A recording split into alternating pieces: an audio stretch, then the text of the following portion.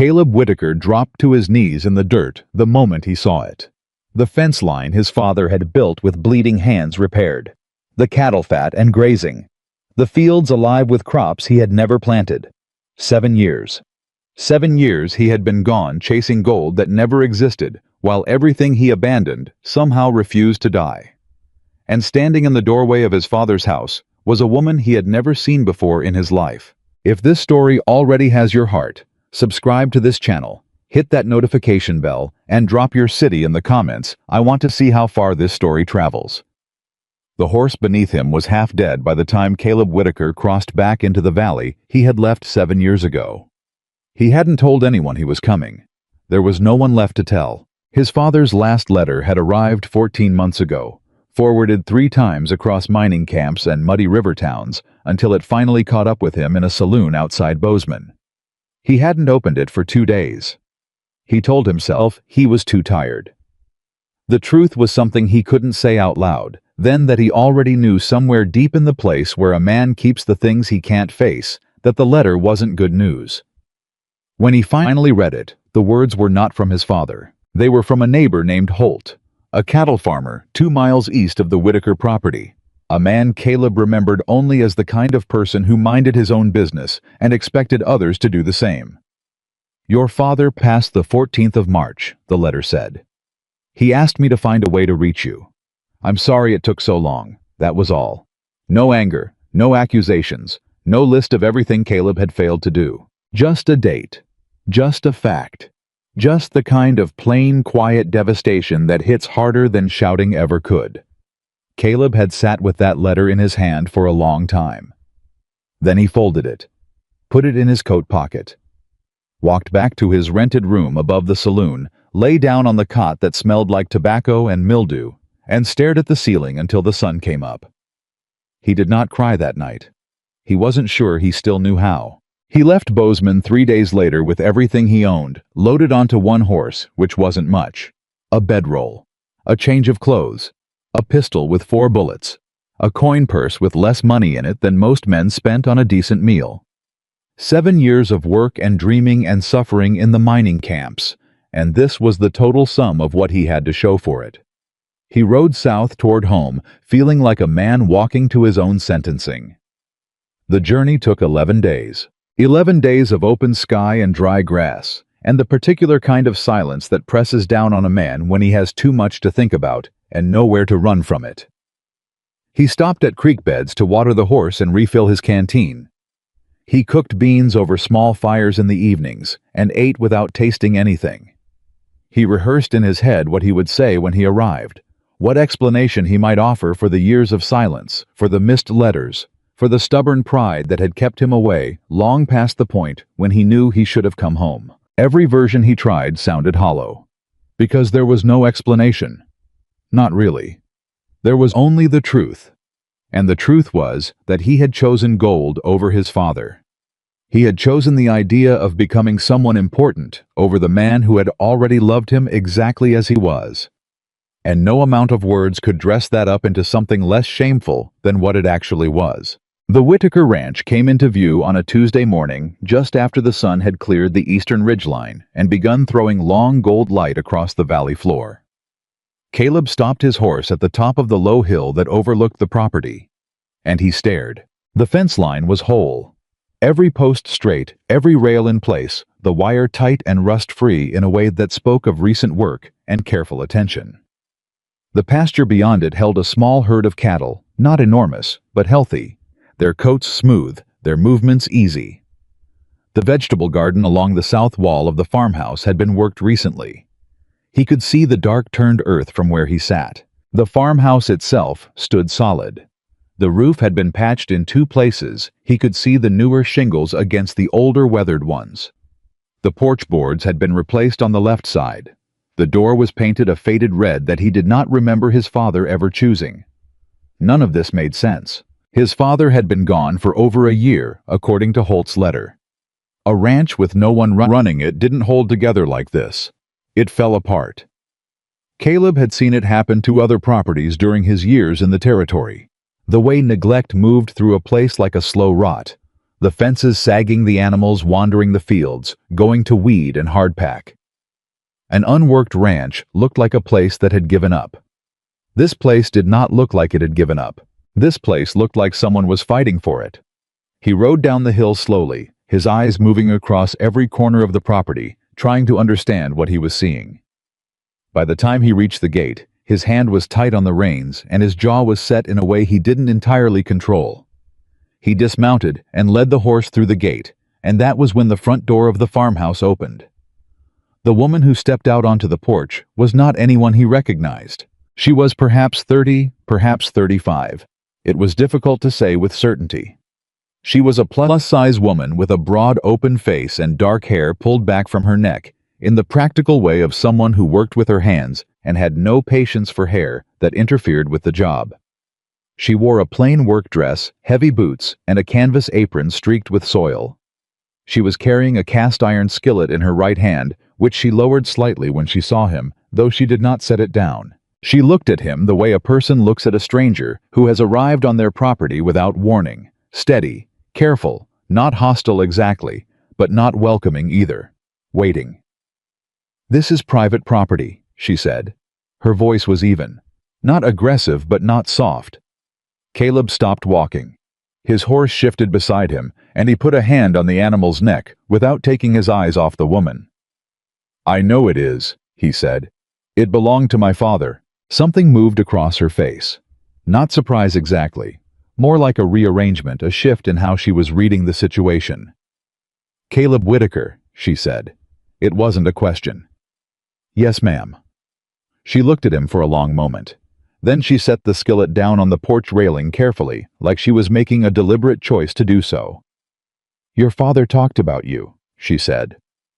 The words landed in the center of his chest, like something thrown hard. "I'd imagine he had reason to," Caleb said, because he didn't know what else to say, and honesty seemed like the only currency worth spending right now. "He did," the woman said, "but not the way you might be thinking." She came down the porch steps, then moving with the kind of unhurried confidence that Caleb associated with people who knew exactly where they stood and had stopped caring what others thought about it. She crossed the yard toward him and stopped about 6 feet away, close enough that he could see the steadiness in her eyes. "My name is Margaret Hayes," she said. "I worked for your father during the last years of his life. I've been keeping this place running since he passed." Caleb stood with that sentence for a moment. "Alone," he said. "Mostly." He looked around the yard end, the repaired fence, the watered garden, the cattle grazing in the pasture beyond. "How long?" he said. 3 years more or less. 2 before he passed and the year since. 3 years. A woman he had never met had spent 3 years keeping his family's land alive while he was panning gravel in rivers 400 miles north and coming up empty every single time. I didn't have words for what he felt in that moment. It wasn't a simple thing. It was layered shame and gratitude, and something close to grief, all pressing against each other in a way that made his throat tighten and his chest feel like someone was sitting on it. "Why?" he said, and he meant it as a full question, even though it only came out as one word. "Why would you do that? Why would a stranger take on that kind of work? What did you expect to get from it?" Margaret looked at him plainly. "Because your father asked me to," she said, "and because he was a good man who deserved to have his wishes honored." Caleb had to look away for a moment.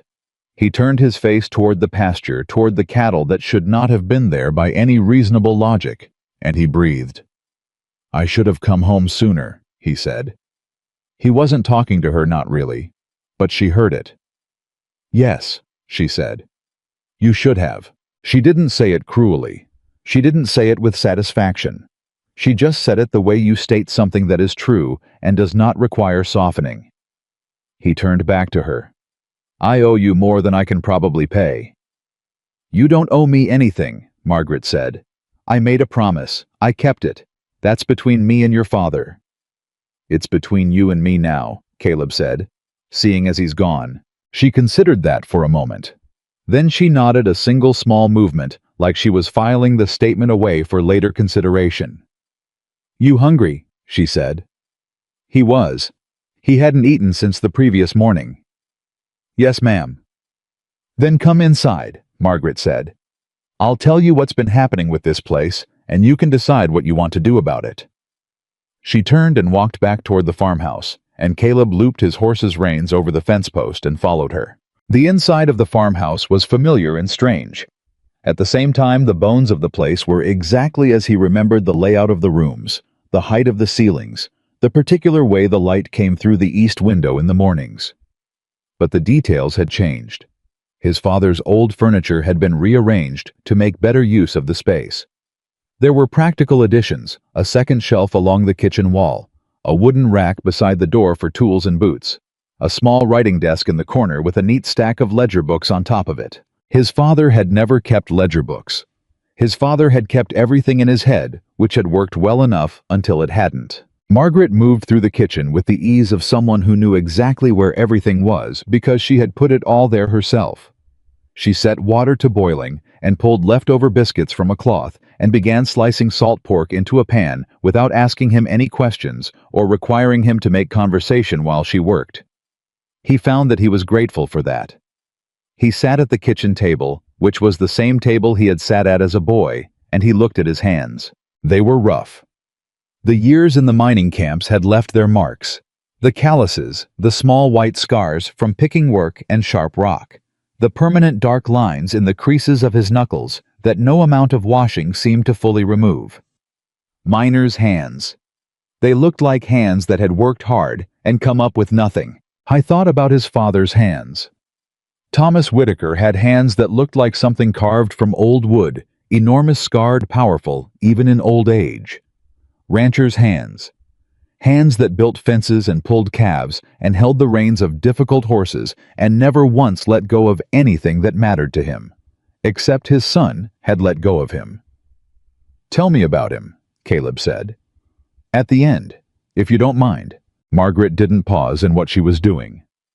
He was in pain some days, she said. His lungs. But he didn't complain much.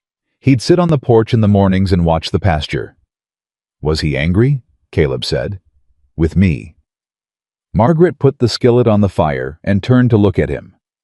No, she said. I asked him once early on, not exactly in those words, but close enough. He said anger was a waste of the time he had left. That sounds like him, Caleb said. He kept a photograph of you, Margaret said, from when you were young. He had it on the windowsill in his room. Something in Caleb's chest cracked open. He pressed his mouth together and looked at the table. Did he? He stopped, started again. Did he think I was coming back before the end? Margaret was quiet for a moment. The salt pork sizzled. Yes, she said. He thought you were coming back every spring. Caleb closed his eyes. Every spring. His father sitting on that porch watching the road into the valley. Every spring, expecting to see his son coming down the hill. And every spring, the road had stayed empty. I was a fool, Caleb said. His voice was flat, not emotional the way a man sounds when he's moved past emotion into something harder and colder, where the truth just sits in plain sight with nowhere left to hide. You were young, Margaret said, and stubborn, and you wanted something badly enough to make bad decisions about how to get it. She set a plate in front of him. Biscuits, salt pork, a tin cup of black coffee. That doesn't make you unique, Mr. Whitaker. It makes you human. He looked up at her. You're being very generous, he said, given what I did. I'm being honest, she said. Generous would be pretending it wasn't as bad as it was. I'm not going to do that. He almost smiled. It surprised him he hadn't thought he had a smile anywhere in him right now. Fair enough, he said. He ate. Margaret poured herself a cup of coffee and sat across the table from him and began telling him about the ranch with the same practical efficiency she seemed to bring to everything. She went through it all: the cattle, the state of the pasture grass, the roof repairs she had managed with help from Holt's oldest boy, the fencing she had done herself over the course of 2 winters, the garden, the well, the condition of the outbuildings. She spoke about all of it with precision. Numbers, seasons, problems encountered, and solutions found. She had kept records of it. That was what the ledger books were. Every expense, every repair, every decision made on behalf of a property that wasn't hers. Caleb listened and felt the shame of it settle deeper into him with every word. Not because she was saying anything cruel, she wasn't. She was saying it all matter-of-factly, the way a person reports on a job they were assigned and completed competently.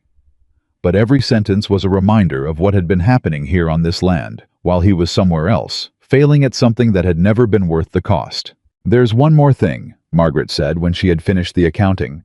"Tell me." She wrapped both hands around her coffee cup. "About 2 months ago, a man named Richard Caldwell came around. He's a land speculator, buys up properties that are distressed or in dispute. He's been watching this place for a while, I think, since your father passed." Caleb set down his fork. "What did he want?" "He made an offer on the ranch," Margaret said. "He said that since Thomas died without his heir present, and since the property had been maintained by a—" She paused, choosing the word carefully. "A non-family party. There might be questions about the legal standing of the claim." "Questions," Caleb repeated. "His word, not mine." "And what did you tell him?" Margaret looked at him steadily. "I told him that Thomas Whitaker's son was alive, and that this property belonged to him, and that if he came back onto this land without an invitation, I would personally introduce him to the business end of a shotgun." Caleb was quiet for a moment. Then he said, "Did you have a shotgun?" "I do now," Margaret said. "I bought one the week after." This time he did smile. He couldn't help it. It was a real one, brief, tired, but real. "He'll come back," Caleb said. "Almost certainly," Margaret agreed. "Men like Caldwell always do. They wait for the moment when a person is tired or desperate or feels like fighting isn't worth it anymore. Then they make their move." "He's going to find this particular moment disappointing," Caleb said. Margaret looked at him, a long, appraising look, the kind that measured something, and came back with a result she hadn't fully expected. "Are you planning to stay?" she said. The question was direct. She wasn't soft-pedaling it or wrapping it in politeness. She wanted a straight answer. Caleb looked at the kitchen around him. At the table his father had eaten breakfast at for 40 years. At the window that faced east where his father had watched the road. "I'm not going anywhere," he said. "Not again." Margaret held his gaze for a moment. Then she nodded. "Then we have work to do," she said. "First thing tomorrow, I'll walk you through everything that still needs attention. There's a section of the north pasture fence that's been giving me trouble, and the barn roof is going to need work before winter." "I'll be up before dawn," Caleb said. "Good." She stood and began clearing the table. "Your father's room is yours. I've been sleeping in the back room. I can move if you'd prefer the space." "I won't take your room," Caleb said. "You've earned it more than I have." She paused with the plates in her hands and looked at him again with that measuring look. "You're going to have to stop saying things like that," she said, "or you're going to make it very difficult for me to stay irritated at you." "Are you irritated at me?" "I've been irritated at you for 3 years," Margaret said simply. "A man I'd never met, and I was irritated at him. Your father thought that was funny." Caleb felt the words hit somewhere soft and unprotected. "I reckon he would," he said quietly. Margaret carried the dishes to the wash basin. "He also thought you'd come back and make things right." She set her back to him. "He was confident about that. I wasn't sure I agreed with him." A pause. "I'm starting to think he knew something I didn't." That night, Caleb lay on the cot in the back room. He hadn't been able to bring himself to sleep in his father's bed, not yet, and stared at the ceiling in the dark. Outside the valley was quiet, in the way that only truly open country can be quiet, a vast and encompassing stillness, broken only by the occasional call of an owl somewhere in the cottonwoods along the creek. "I thought about 7 years. He laid them out in his mind like stones on a flat surface one after another and looked at them. Year 1. The first mining camp. The initial excitement. The conviction that fortune was just around the next bend in the river. The brutal cold of his first Montana winter, spent in a canvas tent with 4 other men who smelled like wet dog and bad decisions. Year 2. The first real failure. The claim he had invested everything in, worked for 8 months, produced almost nothing. The feeling of the ground shifting under his certainty. Year 3. A second camp, a new stake. The desperate energy of a man who has begun to understand that he is losing but cannot stop because stopping means admitting that he was wrong when he left. Year 4. A letter from his father that he read and did not answer. Pride. Year 5. Another letter. Guilt. Still no answer. More pride.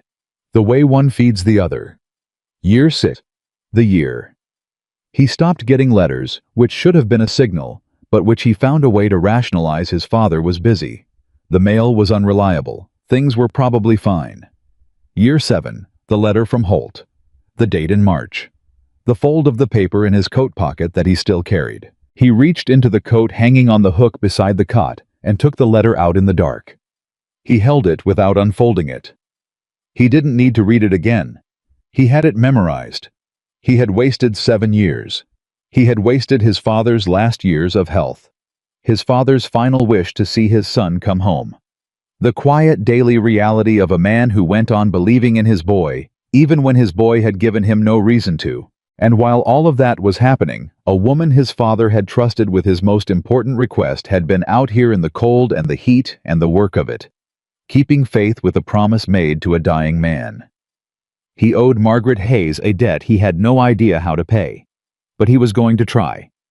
The next morning he was up before the sun. He pulled on his boots in the dark and walked out to the barn and began feeding the horses before Margaret appeared in the barn doorway with a lantern in one hand and a look of mild surprise on her face. "You actually meant it," she said.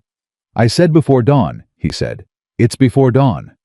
She considered him for a moment in the lamplight, taking in the fact of him there, already working, without needing to be told what to do or how. "The north fence is half a mile up the ridge," she said. "I'll show you after breakfast." "Show me now," he said. "We can eat after." Something shifted in her expression. Not softness exactly.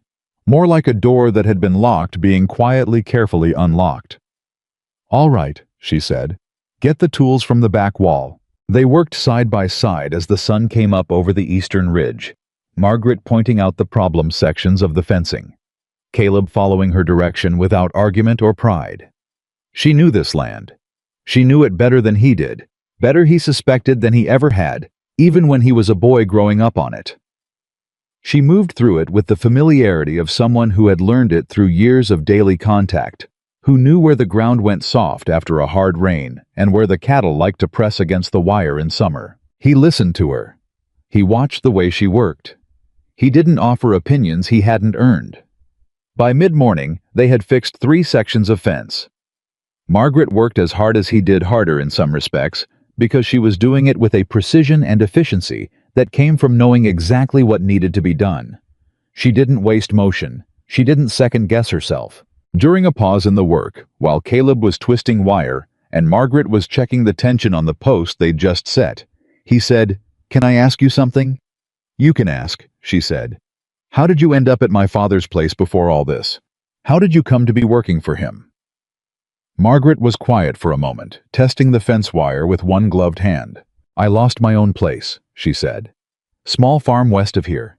My husband and I ran it together for 6 years. He died. Without him, I couldn't keep up with it. The bank was patient for a while, and then they weren't, and I had to walk away." Caleb set down the wire pliers and looked at her. "I'm sorry," he said. "It was hard," she said evenly. "But it taught me things. About what matters.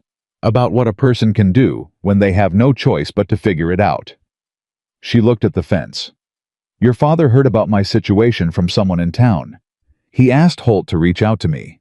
Said he needed help and couldn't pay much, but that there was room and board and that he was easy to work for."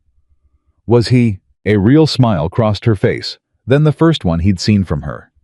It changed her completely, opened her face into something warmer than the careful steadiness she wore like armor. "He was the easiest man I ever worked for," she said, "and one of the kindest I ever met." "He was a good man," Caleb said. The words came out rough. "He was," Margaret agreed. "And he loved you, Mr. Whitaker, even when it probably would have been easier not to." Caleb looked out at the valley below the ranch, the pasture, the farmhouse with its red door. "I know," he said. "That's the part that's hardest to live with." They walked back down to the farmhouse in the mid-morning light, tools in hand, the fence behind them, holding steady against the open sky.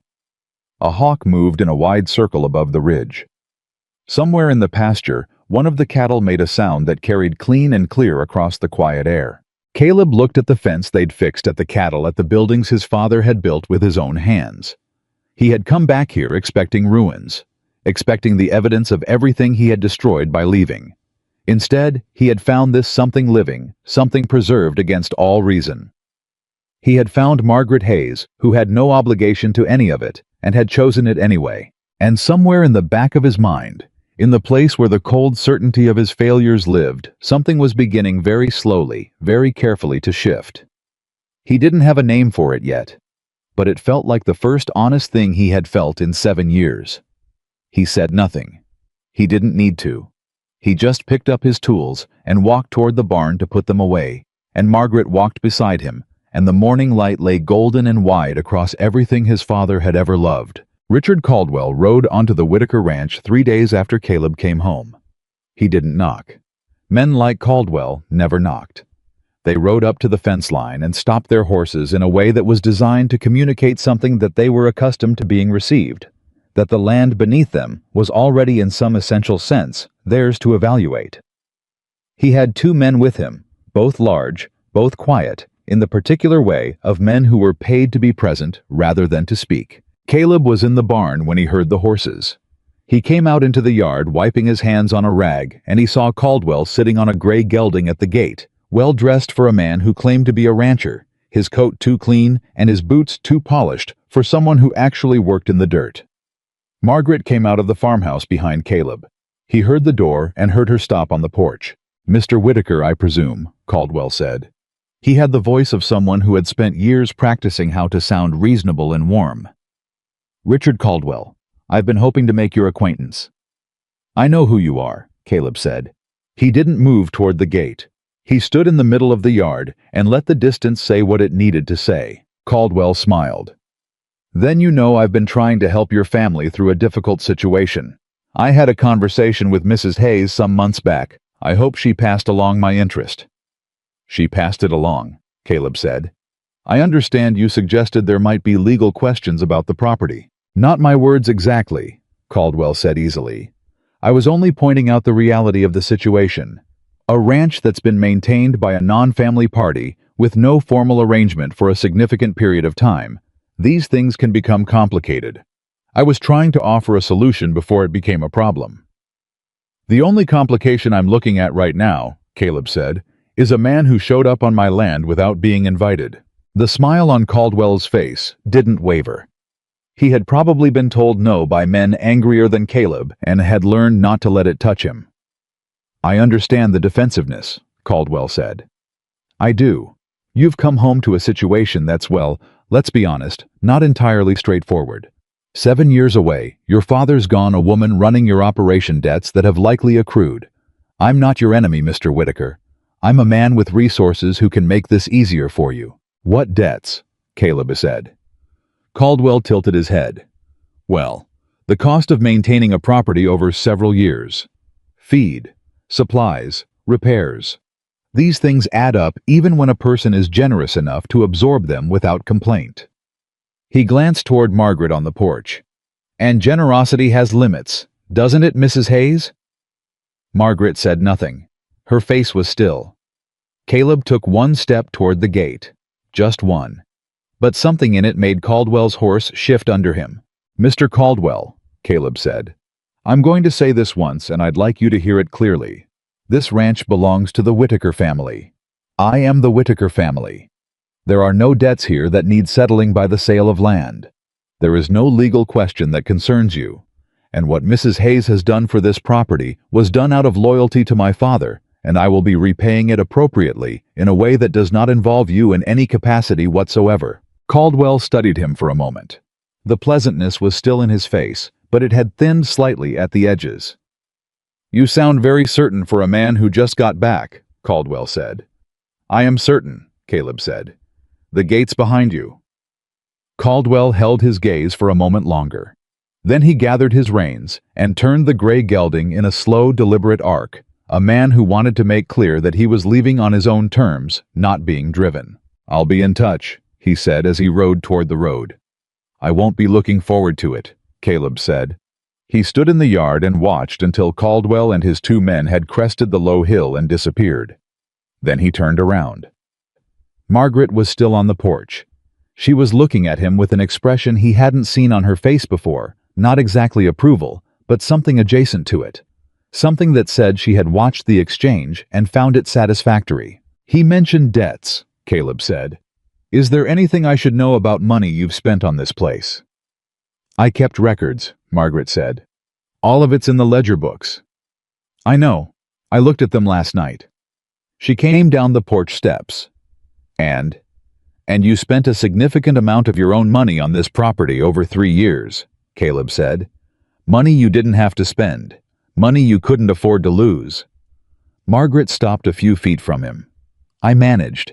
That's not the point." He met her eyes directly. "I'm going to pay it back. All of it." "Caleb, don't argue with me about this," he said. It was the first time he had used her name without the formality, and he heard it register in the small pause that followed. "You have every right to be paid back. What you did here, the money you spent, the years you put in, that's not charity. That was labor. Your money. And I'm going to make it right." Margaret looked at him for a long moment. The steadiness in her eyes shifted, not breaking, but adjusting the way water adjusts when something solid is placed into it. "All right," she said. "I also want to talk to you about a more permanent arrangement," Caleb said. "If you're willing. I don't have the knowledge to run this ranch on my own. I've been gone too long. You know this land better than I do. I'd like you to stay on as a proper partner in the operation, not as a caretaker. Equal share in decisions. And I'll get that in writing if you want it." She was quiet for a moment. The morning air moved around them, and somewhere in the pasture one of the cattle made a low sound. "Why?" she said. "Because it's the right thing to do," Caleb said. "And because I'm trying to become someone who does the right thing before it's too late." Margaret looked at him steadily. Then she said, "I'll think about it." He nodded. It was enough for now. What neither of them knew that morning was that Richard Caldwell was not the kind of man who accepted a single refusal as a final answer. He was the kind of man who came at a problem from multiple angles, who had spent enough years acquiring land to understand that the first obstacle was rarely the real obstacle. The real obstacle was always something underneath it, a weakness, a pressure point, a crack that hadn't opened yet. He spent the next several days in town, doing what men like Caldwell did best. He talked to people. He asked questions in the way that seemed like casual conversation. He had a drink at the saloon and let information come to him the way it always did, in small towns where people talked, because silence made them uncomfortable and gossip moved faster than truth. Within a week, he had a clearer picture of the situation at the Whitaker Ranch. He knew about Caleb's 7 years in the mining camps and his empty pockets. He knew about Margaret's background, the farm she'd lost, the years she'd spent as a caretaker, the way the town regarded her with a mix of grudging respect and comfortable dismissal. He knew she was not from money and had no powerful connections. And he learned one more thing, something he filed away with particular care. There was a question, apparently, about a small loan Thomas Whitaker had taken out in his final year. A loan from a private creditor, not a bank, a man named Amos Birch, who operated out of the next town east and whose terms were generous up front and punishing at the back end. Thomas had borrowed against the ranch to pay for a costly repair to the well. The original structure had collapsed, and replacing it had taken most of a season's income. He had planned to repay the loan from that year's cattle sales. He had died before the cattle sold. The debt had never been formally recorded against the property because Birch had been in no hurry. He was the patient kind. He let interest accumulate the way some men let weeds grow, knowing that eventually the ground would be so choked with it that the original problem would be unrecognizable beneath all the mess that followed. Caldwell paid Birch a visit. 2 days later, Caleb received a formal letter. He found it on the kitchen table when he came in from the morning's work. Margaret had brought the mail in from the box at the road and left it there without comment, which told him she had probably seen the name on the envelope, Amos Birch Creditor, with a return address in the town of Millhaven, and understood what it meant. Caleb sat down and read the letter. It was polite. It was also devastating. The original loan amount which his father had borrowed in good faith had grown substantially over 18 months of accrued interest at a rate that most reasonable people would have called criminal. The letter gave him 60 days to repay the full amount or face a formal claim against the property. He sat with it for a moment. Then he set it down on the table. Margaret was standing at the wash basin with her back to him. She hadn't asked. She was waiting.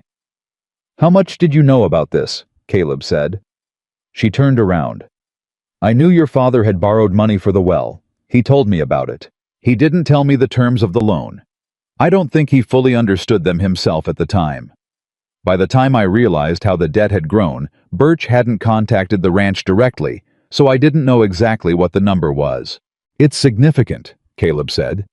"How significant?" he told her. Margaret was still for a moment. Then she pulled out the chair across from him and sat down. "Caldwell," she said. "Almost certainly," Caleb said. "The timing is too neat. Caldwell asks questions around town, finds out about the debt, pays Birch, whatever it costs to light a fire under it, and now we have 60 days to come up with money we don't have. Do we have any options?" Caleb rubbed a hand over his jaw. He'd been up since before 5, and the tiredness was in him now, the kind that came not just from physical work, but from the constant pressure of problems arriving before the previous ones were resolved.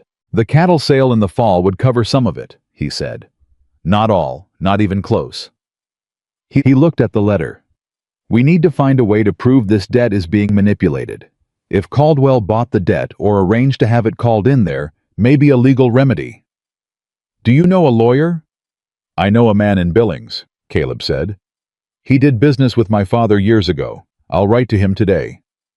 "What do we do in the meantime?" Caleb picked up the letter and held it. "We work," he said. "We don't give Caldwell the satisfaction of watching us panic." What followed was the hardest stretch of weeks Caleb had spent since the worst winters in the mining camps, and those had been genuinely terrible. He wrote to the lawyer in Billings, a man named Harlan Cole, who wrote back within 10 days with a careful, measured assessment that was more encouraging than Caleb had dared hope. Cole believed there was a case to be made. The interest rate on Birch's loan bordered on usurious by any standard of fair dealing, and if it could be shown that Caldwell had intervened to accelerate the claim, there were grounds to challenge the timeline. But these things took time. Legal processes moved at their own pace, which was slow, and the 60-day window was not slowing with them. Caleb spent those weeks working the ranch harder than he had worked anything in his life. He was not skilled. Not yet. Margaret was the skilled one, and he knew it, and did not pretend otherwise. But he was willing, and he was present, and he brought to the work a kind of desperate, focused energy that surprised even himself. He was up before sunrise every morning. He was the last one in at night. He learned from Margaret, watched how she made decisions about the cattle, about the rotation of the pasture grass, about which repairs were urgent and which could wait. He asked questions and listened to the answers without interrupting, which was something he had not always been good at, and slowly in ways he couldn't entirely track. The ranch began to respond. It was not dramatic. It was not the sudden discovery of gold. It was the quiet arithmetic of consistent effort, fences holding cattle healthy. The fall sale, looking more promising than it had looked in the spring when the operation had been running on Margaret's labor alone, and the numbers had been tight. Margaret noticed. She didn't say much about it, but he caught it in small things, the way she stopped double-checking his work on the fence lines, the way she began including him in decisions she'd previously made, unilaterally, the way she occasionally, very rarely smiled at something he said without seeming to catch herself first. It was in the middle of this period, 3 weeks into the 60 days, with the pressure of the debt still squeezing, and the lawyer's correspondence still moving too slowly, that the second thing happened. Caleb was in town to pick up supplies when he overheard the conversation. He was at the general store waiting for the owner to tally up his order when 2 women came in from the street and began talking to each other in the way that people sometimes did in small spaces when they forgot or didn't care that other people could hear them. One of them he didn't know. The other was the wife of a man named Peters, who ran the feed store across the street, and who had apparently known his father well enough to have opinions about what was happening at the Whitaker ranch. "She's still out there," the Peters woman said, setting a basket on the counter. "Margaret Hayes, living with the Whitaker boy now." "Well," said the other woman, "I'm sure she's made herself comfortable enough. She always did know how to make herself necessary." "There's a word for women like that," the Peters woman said. The store owner behind the counter had gone very still. He was not looking at Caleb. He was looking at the wall with the focused attention of a man who very much did not want to be involved in whatever was about to happen. Caleb turned around. The two women looked at him. The Peters woman went a shade paler. The other one straightened her back. "Ladies," Caleb said. He kept his voice even. He had learned in the mining camps that the quieter a man spoke when he was angry, the more effectively the anger landed. "I didn't catch your names." "Mr. Whitaker," the Peters woman said, recovering her composure. We were just—" "I heard what you were just," Caleb said. "I'm going to be direct with you, because I think you deserve the respect of honesty more than you deserve me pretending I didn't hear it." He took one step toward them, unhurried, and put both hands in his coat pockets. "Margaret Hayes spent 3 years keeping my family's land alive out of loyalty to my father and honor for a promise she made him. She has done nothing, not one single thing that deserves the kind of talk I just heard. Not from you, not from anyone." The Peters woman opened her mouth. "I'm not finished," Caleb said quietly. "She is a good woman doing honest work, and I will not stand in any room in this town and listen to her name being used as a punchline. Not today, not ever." He held the woman's gaze until she looked away. "I'd like to think that the people my father called his neighbors are better than what I just heard. I'd like to give you both the benefit of that doubt." He waited a beat. "I'm going to ask you to give me a reason to." He turned back to the counter. The store owner looked relieved. "I'll take those supplies," Caleb said. He loaded the wagon in silence and drove back to the ranch with his jaw tight and something burning in his chest that took him a while to identify. It wasn't just anger. It was something older and deeper, the particular fury of a man who has watched someone he respects be dismissed by people who are not fit to carry her boots. He pulled up to the farmhouse, and Margaret came out to help unload. She took one look at his face and said, "What happened?" "Nothing you need to worry about," Caleb said. "Caleb." He met her eyes. She had learned in the weeks since his return to use the straightness of her look as a question in itself, a look that said she was not going to be managed or sidestepped, and that he might as well just tell her. He told her. Margaret listened without expression.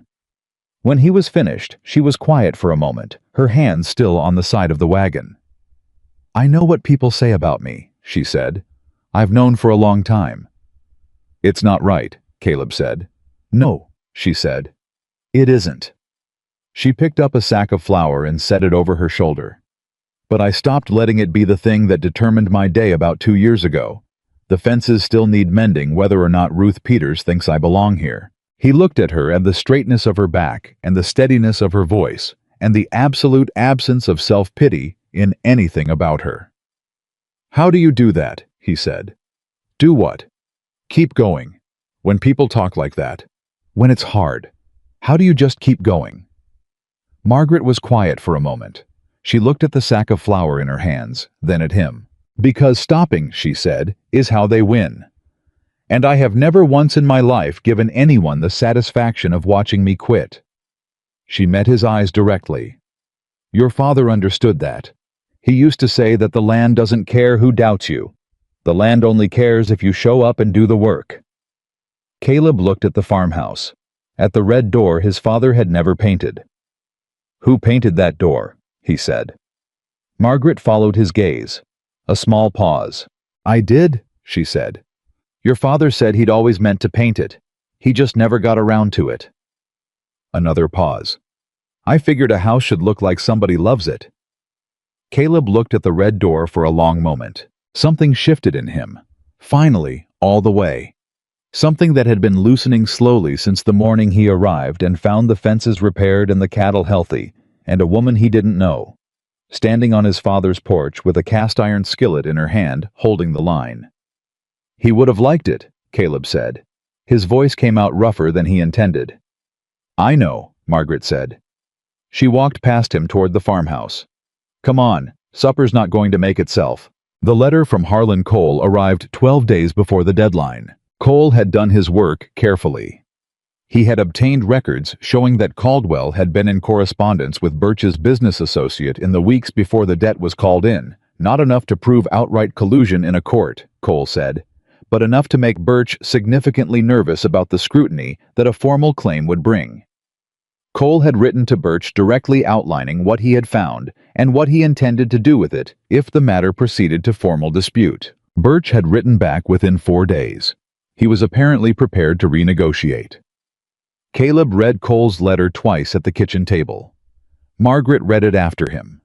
They sat across from each other in silence for a moment. He's backing down, Caleb said. For now, Margaret said. He'll restructure the terms. We still owe the original amount. We can cover it with the fall sale, Caleb said. I talked to Holt about buying 3 head at a premium. He wants breeding stock and ours are good. That plus the regular sale gets us close enough. Close enough isn't covered, Margaret said. I have some money, he said. She looked at him. Not much, he said, but enough to close the gap if we're careful. He held her gaze.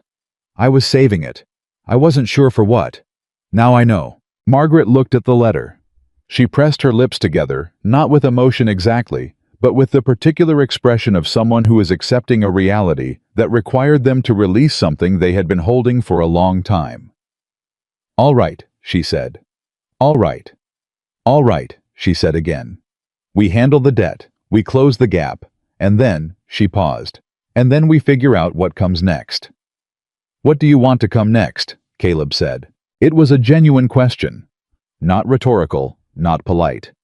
He asked it the way he had learned to ask her things directly without dressing it up, because she responded to directness in a way she didn't respond to anything softer. Margaret was quiet for a long moment. She looked at the table at her hands, then at him. I want this place to be real, she said. Not something I'm managing for someone else, not something I'm holding together until the actual person shows up. Something, she stopped. Something that belongs to you, Caleb said. She looked at him. A real partner, he said. Not on paper. Actually, both of us building it. He held her gaze. I meant it when I said it before, and I mean it more now. The silence between them was long. Outside the evening was settling, and the sounds of the ranch at dusk drifted through the window. The cattle, the horses in the barn, the wind moving through the cottonwoods by the creek. Why does that matter to you? Margaret said. Her voice was quieter than usual. Not guarded exactly, something more careful than guarded, something more real.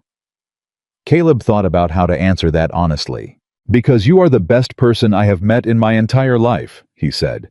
And that is not flattery. I have met a lot of people over the last 7 years in camps and towns and on the trail, and not one of them did what you did.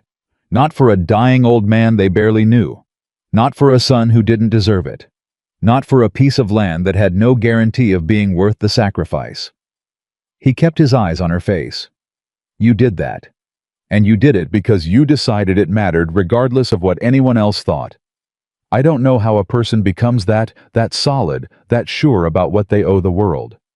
But I know I am a better man for having watched you do it. Margaret did not look away from him. Caleb, she said. I'm not asking for anything, he said quickly. This isn't...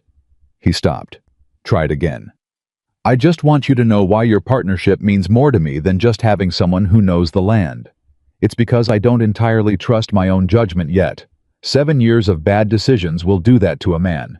But I trust yours. And that... He stopped again. That's not a small thing.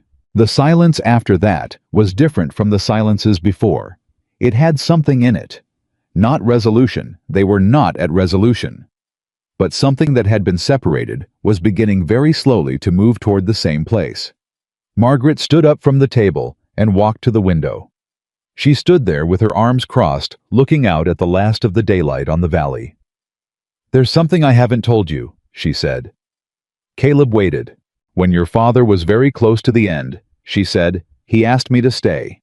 Not just to manage the ranch. He asked me to stay to be here when you came home. He said, She paused. "He said he didn't know when you'd come back or what shape you'd be in, but that he knew you'd need someone who wouldn't lie to you." She turned to look at him. "He said he'd seen enough of the world to know that the people who tell a man the truth when it hurts are worth more than gold." Caleb could not speak for a moment. "He knew I was coming back," he said finally. "He never doubted it," Margaret said. "Not once. Not even when he was very sick, and it had been years with no letter. He said—" Her voice tightened, slightly controlled. "Caleb will come home. He just hasn't run out of wrong roads yet."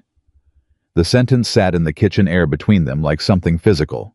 Caleb looked at his hands on the table. The miner's hands. The hands that had spent 7 years digging for something that was never going to be there, while his father sat on a porch and watched a road and waited with a patience that humbled him so completely he didn't have words for it. "He was right," Caleb said. His voice was very low. "I just had to run out of road." "Yes," Margaret said. She turned back to the window. The last light was fading on the valley. The ranch was settling into its evening sounds. "I'll stay," she said quietly. "As a partner. Whatever that means going forward, I'll stay." Caleb closed his eyes for just a moment. Then he opened them, and the evening was still there, and the ranch was still there, and Margaret was still standing at the window, and outside the door was all the work that still needed doing. The debt to clear the cattle to bring through the fall, the land to tend and repair and grow back into what it had once been and could be again. He pushed back his chair and stood up. "Thank you," he said. She didn't turn around, but he heard it in her voice when she answered something, unlocked, something aloud. "Don't thank me," she said. "Just show up tomorrow." "I will," Caleb said.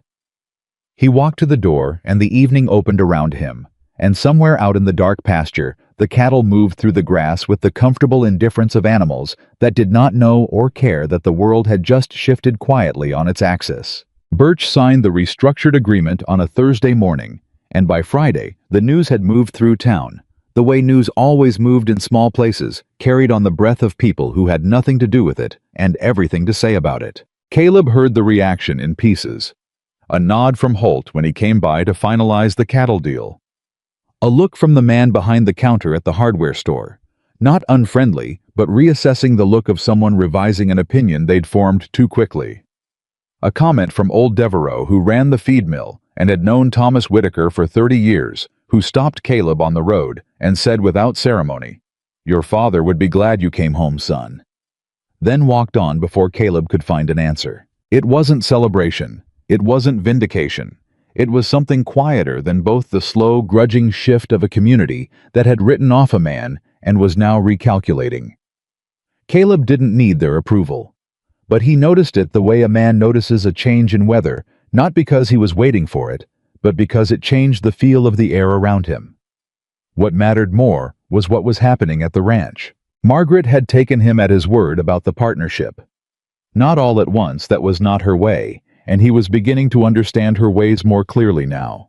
The patterns beneath the steadiness, the careful architecture of how she let people in. She moved incrementally, testing each plank before she put her full weight on it. But she was moving. She began including him in decisions she'd previously made alone. Not asking permission, asking opinion, which was different, which was better. She'd come to him in the evenings with a question about the pasture rotation, or a concern about one of the older cows, and she'd listen while he thought out loud, and then she'd tell him where his reasoning was wrong, or where it held up. It was the best kind of education, the kind that happened in the middle of actual life, where the stakes were real and the feedback was immediate. How was learning the land? Slowly, imperfectly, but genuinely. And somewhere in the daily work of that learning, something else was happening that neither of them named, and both of them felt. It announced itself in small moments. The morning she laughed at something he said, really laughed, unexpected and unguarded. The kind of laugh a person doesn't manufacture, and the way he held that sound in his chest for the rest of the day, like something worth keeping. The evening she sat across from him at the kitchen table with a ledger book between them, and fell asleep mid-sentence, just tipped forward with exhaustion, and he sat very still for a long time, because he didn't want to wake her. And he didn't entirely understand why, only that the sight of her wresting the tension out of her face, The armor down moved him in a way that arithmetic couldn't account for. I didn't say anything about any of it. He wasn't sure he had the right to, and he wasn't sure he understood it well enough to put it into words that wouldn't come out wrong. But he noticed. He noticed everything. What broke the quiet was Caldwell. It was always Caldwell. The man had backed down on the debt, but he had not gone away. That was the thing about men like Caldwell. They were patient in the way of predators, circling at a distance, watching for the moment when the prey made a mistake, or let its guard slip, or simply got tired of holding a defensive position. They didn't need to win today. They just needed to wait until today became some other day, when conditions had shifted in their favor. Caleb had known it was coming. He just didn't know what shape it would take. It came on a day, 3 weeks after the Birch matter was settled, and it came not from Caldwell directly, but from the town, which was where Caldwell did his best and most effective work. A man named Fletcher, who owned one of the larger operations in the valley, and who had enough social weight that people listened when he talked, called a meeting at the church hall. It was framed as a community meeting about land use and water rights, which was a real issue in the valley and a legitimate reason to gather. But Caleb heard about it from Holt the day before, and Holt's face when he mentioned it said more than his words. "You should go," Holt said. "Bring Margaret." "Why?" Holt was quiet for a moment. "Because Caldwell's going to be there, and because some things that are said about people in rooms where those people aren't present have a way of becoming accepted truth, whether they're true or not." Caleb understood. He told Margaret that evening. He watched her face while he explained what Holt had said, and he saw the way she processed it, the slight tightening around her eyes, the small pause before she responded, the controlled breath that was the closest she came to showing that something had gotten through the armor. "He's going to use the meeting to say things about the ranch," she said. "About us." "That's what I think." "And you want to go and face it directly." "I think we have to," Caleb said. "If we don't show, we leave the room to him." Margaret looked at this table. A long moment passed. "All right," she said. "We go." The church hall was full when they arrived. More full than Caleb had expected. The water rights issue was genuine enough to bring people out. But he suspected Caldwell had also done some quiet encouraging. He was already there when Caleb and Margaret walked in, standing near the front with Fletcher dressed well relaxed in the way of a man who believed he controlled the room. He watched them enter. His expression didn't change, but his eyes moved to Margaret and stayed there for just a beat too long. They found seats near the back. The meeting opened with Fletcher explaining the water rights issue, a legitimate concern about a tributary that fed several properties, including the Whitaker Ranch, and questions about rights that had never been formally documented. Caleb listened carefully. It was real. It mattered. He made mental notes. But after 40 minutes of genuine discussion, Caldwell rose to speak. He was smooth. That was the word for it. Everything about the man was smooth, polished, designed to present itself as reasonable. He spoke about the importance of the community, maintaining clarity about property rights and land stewardship. He spoke about the responsibility that came with ownership. He used the word legitimate 3 times in 4 sentences, and then he said, without quite saying it, that the Whitaker Ranch presented an unusual situation: a long-absent owner, a non-family caretaker, operating without formal authority. Questions about whether the decisions made on behalf of the property during the years of absence had been in the best interest of the property itself. He didn't name Margaret. He didn't have to. Every person in the room knew who he was talking about. Caleb felt the shift in the room, the way people who had been listening neutrally began looking sideways at each other, recalibrating. It was subtle, and it was effective, and it made something hot and precise rise in his chest. He stood up. The room went quiet. "Mr. Caldwell," Caleb said. His voice was even, completely even. "I'd like to respond to what you just said if the room will permit it." Fletcher looked uncertain. Caldwell's expression was carefully neutral. "Go ahead, Mr. Whitaker," Fletcher said. Caleb looked at Caldwell first. Then he turned and looked at the room, at the faces of the people who had been his father's neighbors, the people who had watched this valley for decades, who had their own memories of Thomas Whitaker and their own ideas about what his son's return meant. "I was gone for 7 years," Caleb said. I'm not going to stand here and tell you I wasn't or explain it away. I made a choice when I was young and stubborn and too proud to admit I was wrong, and I lived with the consequences of it for a long time." He paused. "But I want to be very clear about something. During every one of those 7 years, there was a person at the Whitaker Ranch doing work that I had abandoned. Managing the land, caring for my father, keeping faith with a promise she made to a dying man, not because anyone was watching or paying her adequately or giving her any credit for it, but because she said she would." He kept his voice steady. "That person is Margaret Hayes, and the suggestion that her presence at that ranch, her years of labor, her sacrifices, her integrity, represents anything other than extraordinary loyalty is a suggestion I will not let stand in any room I am standing in." He heard the shift in the room. Not applause, this wasn't that kind of moment. But an adjustment, a collective recalibration, the sound of a large group of people quietly changing their minds. Caldwell's face was still pleasant, but the pleasantness had gone rigid. "No one is questioning Mrs. Hayes's character," Caldwell said. "You were doing a passable impression of it," Caleb said. "And I think most people in this room are intelligent enough to have noticed that." A sound moved through the crowd. Not a laugh exactly, something more complicated. Caldwell changed tactics. He set down the personal angle and went back to the legal one. The question of formal documentation, of proper title, of procedural clarity. It was the version of the argument that was harder to fight emotionally because it had the texture of reasonableness. And Caleb had prepared for it. He reached into his coat and pulled out a folded set of documents. He had spent the previous week working with Harlan Cole by correspondence, and Cole had moved quickly. The documents were a formal legal affirmation of the Whitaker title with a supplemental statement, clarifying the arrangement with Margaret, her role, her authority during the years of absence, the legitimacy of every decision she had made on behalf of the property. He walked to the front of the room and handed the documents to Fletcher. "These are properly filed and attested," Caleb said. "The ranch belongs to me. Every decision made in my absence was made with my father's explicit authority and is fully defensible. There are no legal questions outstanding about the Whitaker Ranch that have not been answered." He looked at Caldwell directly.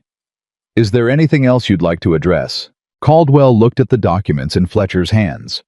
The pleasantness in his face had thinned to something barely distinguishable from its absence. "No," he said. "I think that covers it." He sat down. Caleb went back to his seat. Margaret was very still beside him. She was looking at the front of the room, not at him. But under the table, out of sight of the people around them, she pressed the back of her hand briefly against his. A small private thing, a gesture so contained it would have been invisible to anyone watching. He felt it all the way through him. The meeting continued for another half hour, moving back to the genuine business of the water rights.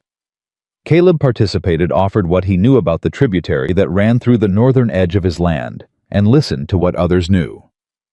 When it was over, and people began filing out, several of his neighbors stopped to speak with him. Holt Devereaux, a woman named Parsons, who had run her own ranch since her husband died, and who shook both his hand and Margaret's with a grip that said more than words. Caldwell left without speaking to either of them. His 2 men followed him out. The door closed. Holt appeared at Caleb's elbow. "You did well," he said. "Your father taught you something after all." "He taught me everything that matters," Caleb said. "I just took too long to use it." Holt nodded once and walked out into the evening. Outside, the air had cooled, and the town's main street stretched out in the early dark lantern light falling in yellow pools across the packed earth. They walked to the wagon in silence. Caleb climbed up one side and Margaret climbed up the other, and he waited until she was settled before he picked up the reins. "You prepared those documents ahead of time," she said. "Last week," he said. "I had a feeling." "You didn't tell me." "I didn't want you to worry about it before you needed to." She was quiet for a moment. Then she said, "Don't do that again." He looked at her. "Don't manage what I know to protect me from worry," she said. "I'm your partner. That means I carry things with you, not after you've already handled them." He held her gaze for a moment. "You're right," he said. "I'm sorry." She held his gaze a beat longer, making sure the apology had landed. Then she turned to face the road. "You did well in there," she said. "What you said. About," she paused, "about me." "I meant it," Caleb said. "I know," she said. "That's why it—" She stopped herself. "Why it what?" She shook her head slightly. Not dismissal, more like a woman deciding consciously that a feeling was not yet ready to be spoken. He understood that. He had the same thing happening in his own chest, and he wasn't ready to speak it either. He turned the wagon toward the ranch, and they rode in comfortable silence through the dark. It was 2 days later that the hardest thing happened. Caleb was in the barn, working on a cracked harness, with the focused attention of a man who had learned that small repairs ignored became large failures when he heard a horse on the road. He came out of the barn and saw a rider. He didn't know, a young man maybe 20, leading a second horse behind him and holding a letter. "Looking for Caleb Whitaker," the young man said. "That's me." The letter was from a man named Carson Briggs, a former associate of his from the mining camps. One of the few people from those years he'd maintained any contact with. Carson was not a letter writer by nature, which meant the letter had a reason. He read it standing in the yard. Carson wrote that he had stayed on in the territory after Caleb left, working a claim they had briefly shared, and that the claim had finally produced. Not enormous. Not the fortune they'd imagined at 20, but real. Substantial. Enough to change a man's situation significantly. Carson had remembered that Caleb had contributed equipment and supplies to the claim in its early months, and he was writing to say that Caleb's share, by his reckoning, was owed to him. The number at the bottom of the letter was more than Caleb had earned in all 7 years combined. He stood in the yard for a long time holding the letter. 7 years. He had spent 7 years in those camps and come home with nothing. And then, 3 months after he stopped looking, the thing he had been looking for had come to find him. He almost laughed. It was either laugh or do something else entirely, and he didn't want to scare the horse. He folded the letter and put it in his coat pocket and went to find Margaret. She was in the kitchen making notes in the ledger. She looked up when he came in. Something in his face made her put down her pencil. "Sit down," he said. "That's never a reassuring way to start. Sit down anyway." She sat. He put the letter on the table in front of her. She read it. He watched her face as she read it, the careful stillness, the slight movement of her eyes down the page, the pause when she reached the number at the bottom. She looked up at him. "This is real," she said. "Carson, a straight dealer," Caleb said. "If he says the number's right, it's right." Margaret looked at the letter again. 7 years, she said quietly. "I know. You came home empty-handed and then—" "I know," he said again. She set the letter down. She pressed her palms flat on the table. He could see her processing it, not the money itself, but what it meant, the layers beneath the surface number. "What are you going to do with it?" she said. He had thought about this for the 20 minutes it had taken him to find her. "Clear the remaining debt," he said. "Properly this time. I want it done, and I want it documented. Repair the barn roof before winter. I've been watching that north section, and it won't hold another hard snow. Build up the herd. And—" he stopped. "And," she said. "And I want to build a proper house," he said. "The farmhouse is sound, but it's small. If this ranch is going to grow, and if—" he stopped again. "If the future looks the way I'm starting to think it might look, we need more space." Margaret looked at him across the table. "If the future looks the way you're starting to think it might look," she repeated slowly. "Yes. That's a careful way of saying something." "I'm trying to be careful," he said, "because I don't want to get it wrong." She held his gaze.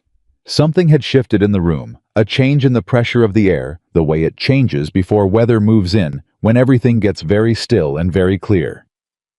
"Then say it uncarefully," Margaret said. Her voice was even, but it was the evenness of someone who is holding something tightly and has decided consciously to let go of it. Caleb looked at her. "I am in love with you," he said. I've been in love with you, I think, since somewhere around the third morning when you came into the barn at 5 in the morning with a lantern and looked at me like you were surprised I'd actually gotten up on time, and something in your face changed just for a second, and I thought, that's the person I want to spend the rest of my life trying to earn. He kept his eyes on her face. I know I don't deserve you.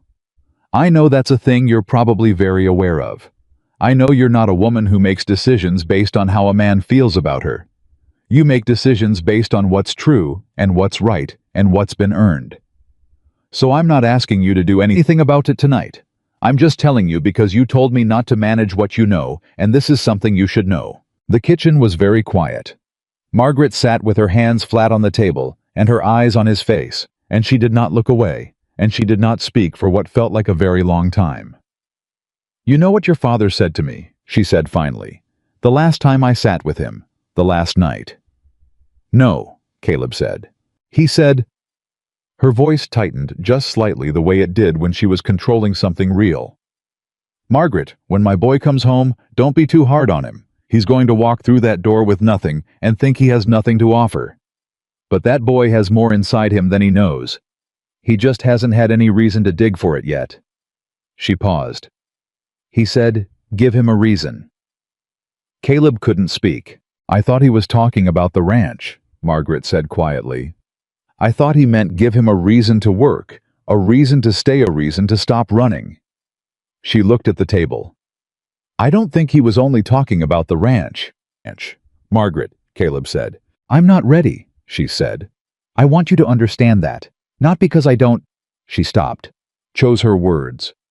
Not because what you said isn't something I've thought about, but because I spent a long time building something inside myself that was only mine after losing everything else. A life that didn't depend on whether another person stayed or left. And before I give any part of that to anyone, I need to know it's real. Gratitude, not loneliness. Not the particular feeling that happens between two people when they've been through hard things together. Real. How do I prove that? Caleb said. You're already doing it, she said. Just keep going. He nodded. One nod, slow accepting. Then I'll keep going, he said. She held his gaze for a moment longer. Then she picked up her pencil and looked at the letter on the table. First thing, she said in her practical voice, the one she used when she was putting something behind a closed door. For now, you write to Carson Briggs and confirm the arrangement. Then you talk to Cole about the documentation on the remaining debt. Then we look at the barn roof before the weather turns. In that order, Caleb said. In that order, she said. The feelings can wait a day. The barn roof cannot. He almost smiled. The almost smile was something she caught, and something moved across her face in response. Not quite a smile herself, but the shape of one, the suggestion. It was enough. He went to find paper and ink, and the letter to Carson Briggs was the first thing he wrote, and the ranch moved through the rest of that day, the way it always did, with the indifferent regularity of a living thing that needed tending, regardless of the weather, in the hearts of the people tending it. But that night after supper, when Margaret had gone to her room and the farmhouse had gone quiet, Caleb sat at the kitchen table in the dark for a long time. He sat in the same chair he had sat in on his first night back, exhausted and ashamed, watching his hands and thinking about everything he had destroyed by leaving. He looked at his hands now. They were still rough, still scarred, still the hands of a man who had worked hard and made bad choices and come back with less than he left with. But they were different too. Not in the physical sense, in something beneath the physical, something in the way they rested on the table.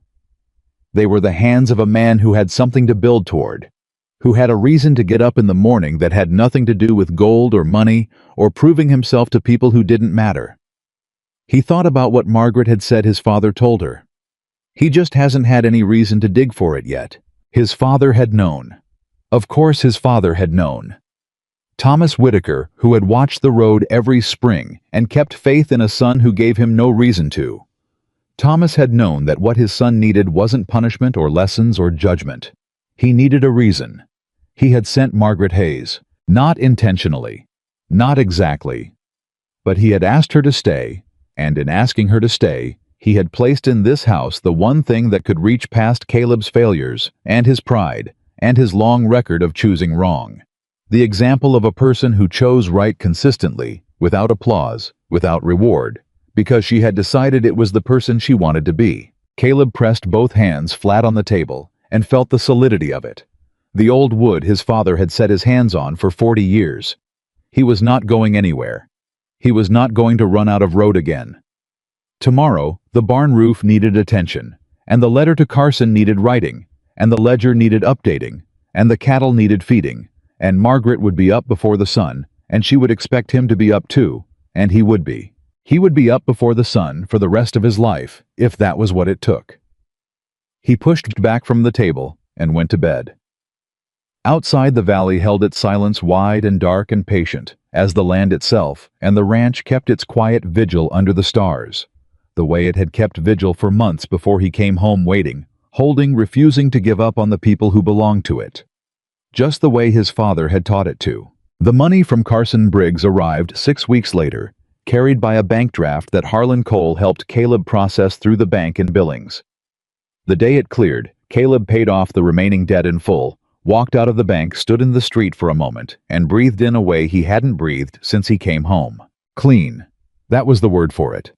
For the first time in months, the ranch was clean. No debt hanging over it, no Birch breathing down the back of their necks, no Caldwell looking for the pressure point that would make them crack. The land was theirs. Fully, legally, unambiguously theirs. He rode home and told Margaret. She was in the garden when he came through the gate, kneeling in the turned earth, the way she did most mornings, moving with the unhurried efficiency of someone who understood that food didn't grow faster because you rushed at it. She looked up when she heard his horse. He didn't say anything. He just looked at her. She read it in his face. She stood up, brushed the dirt from her hands against her apron, and said, "It's done." "It's done," he said. She pressed her lips together, nodded once. And then she turned back to the garden and crouched down and kept working, because the beans didn't know the debt was paid and didn't care, and that was Margaret Hayes. In a single moment, she felt it deeply, and then she kept going. Caleb tied his horse and went to help her. They worked side by side in the garden for an hour without talking much, and it was the best hour he'd had in months. That evening, Holt came by with his wife Clara, and a bottle of something that was technically whiskey and practically more of an aspiration, and they sat on the porch, and Holt raised his cup and said, "To Thomas Whitaker, who knew what he was doing, even when nobody else could see it." They all drank.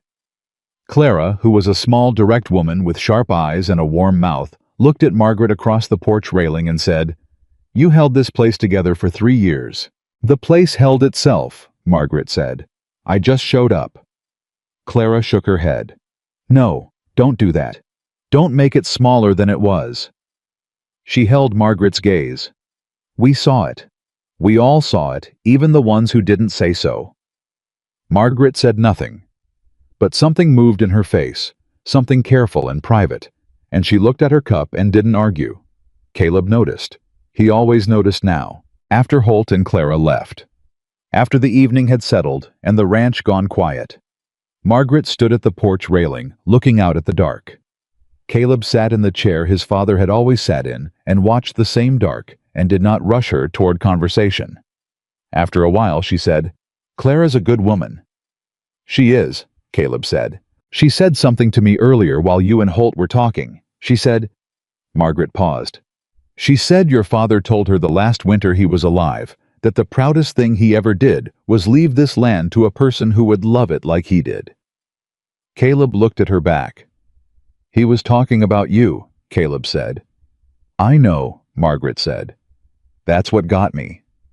She was quiet again. He let the quiet be what it was.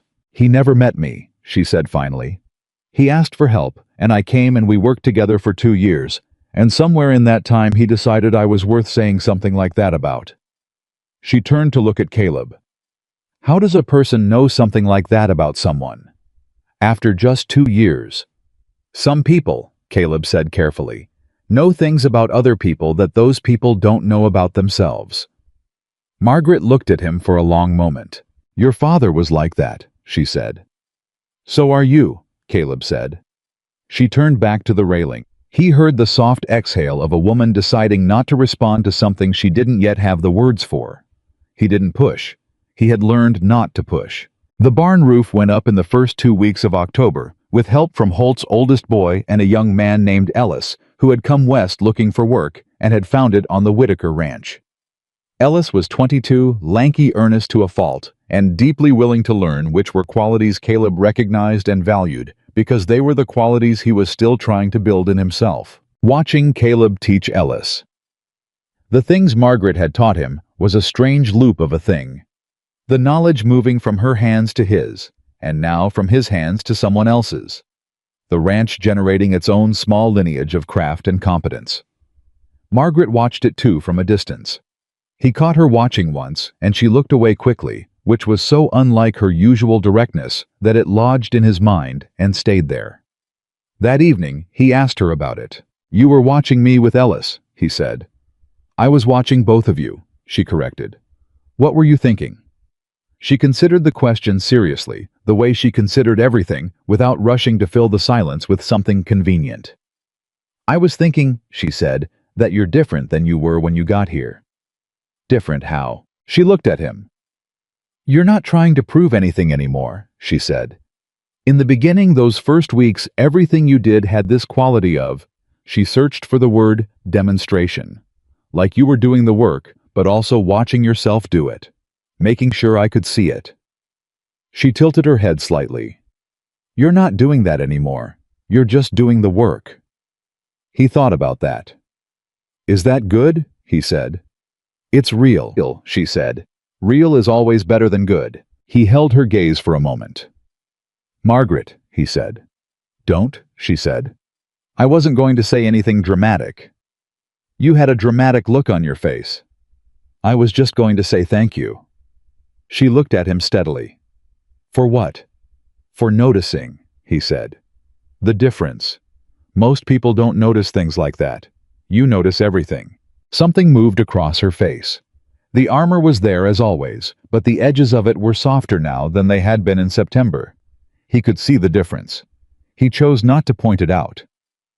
The twist arrived on a Wednesday in mid-October, and it came from the last direction Caleb had been watching. He had been so focused on Caldwell, on the external threat, the man on the gray horse with the polished boots, and the patient smile, that he had not sufficiently considered the threat that could come from inside his own history. Her name was Vivian Alcott, and she was the daughter of a wealthy merchant from Helena who had known the Whitaker family when Caleb was young.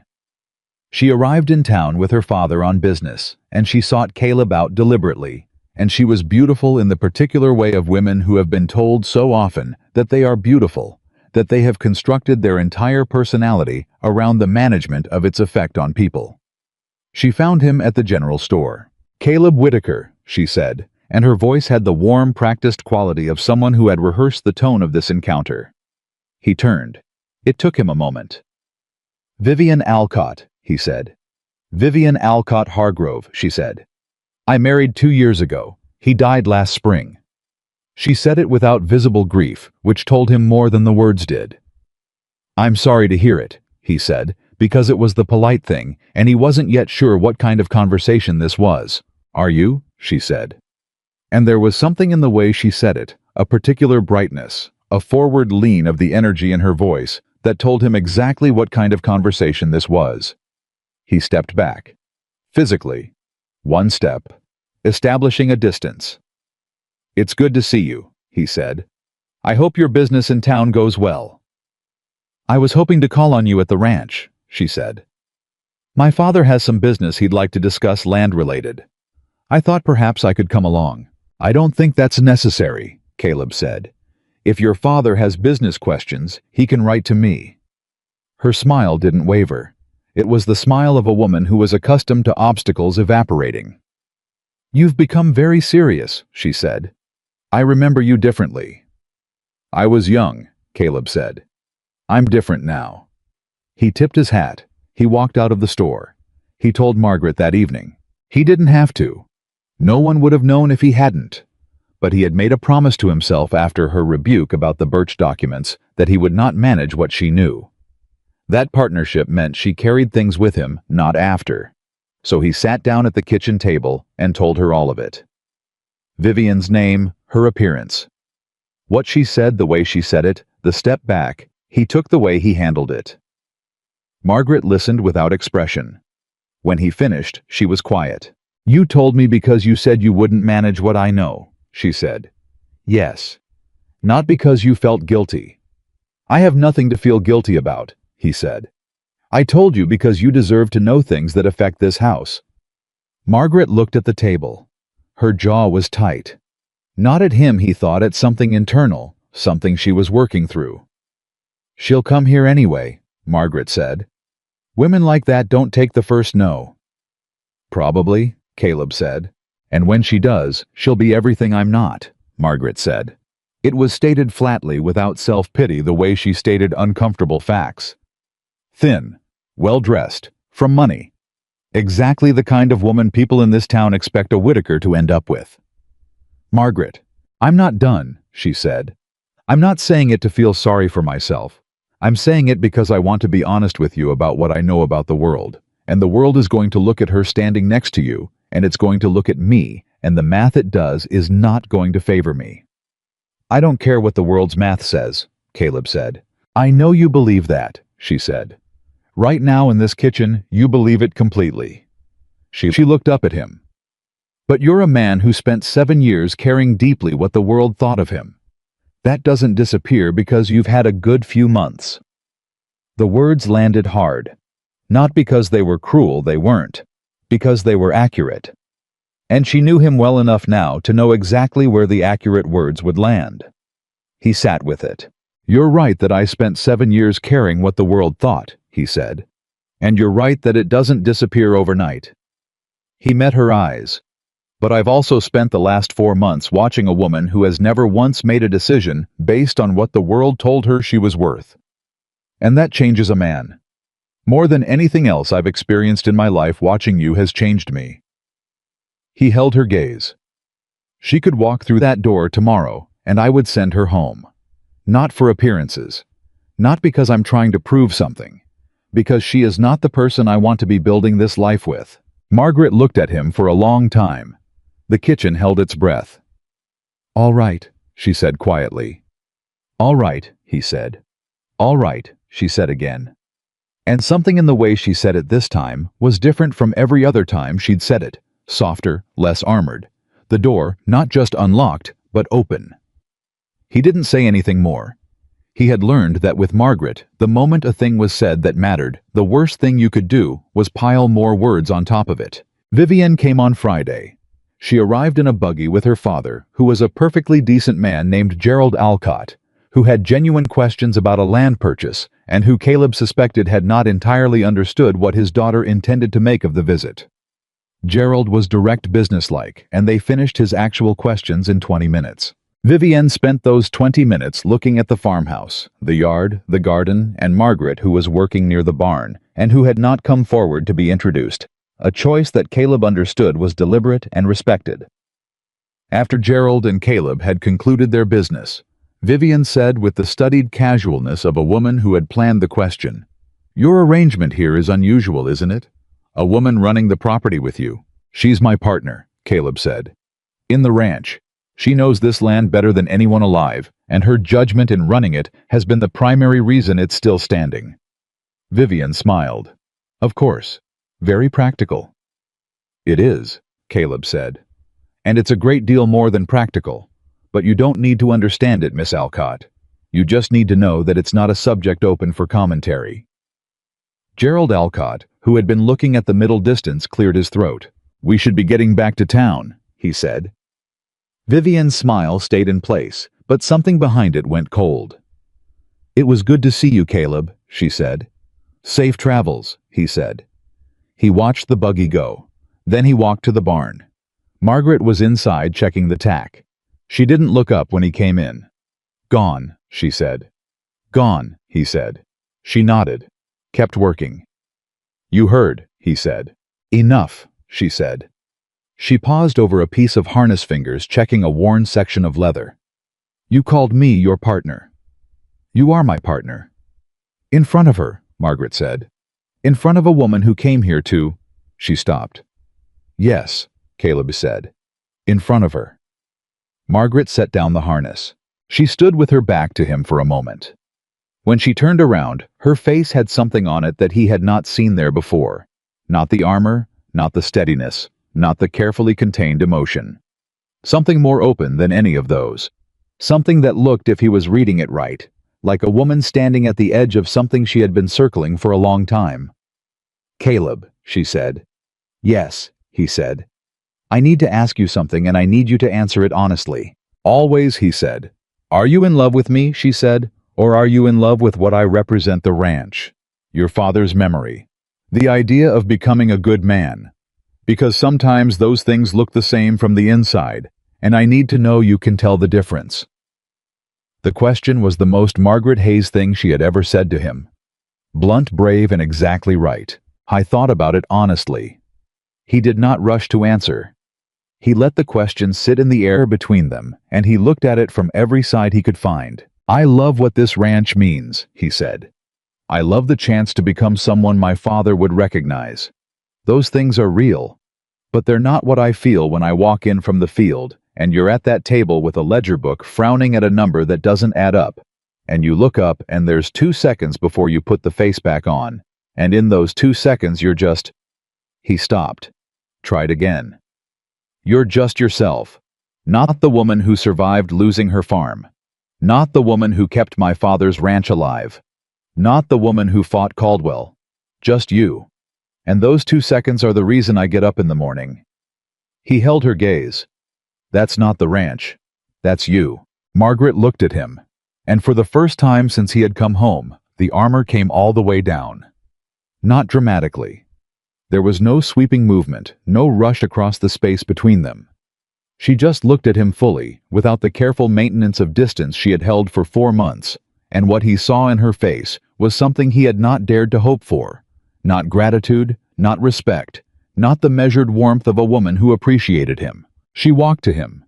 She stopped a foot away.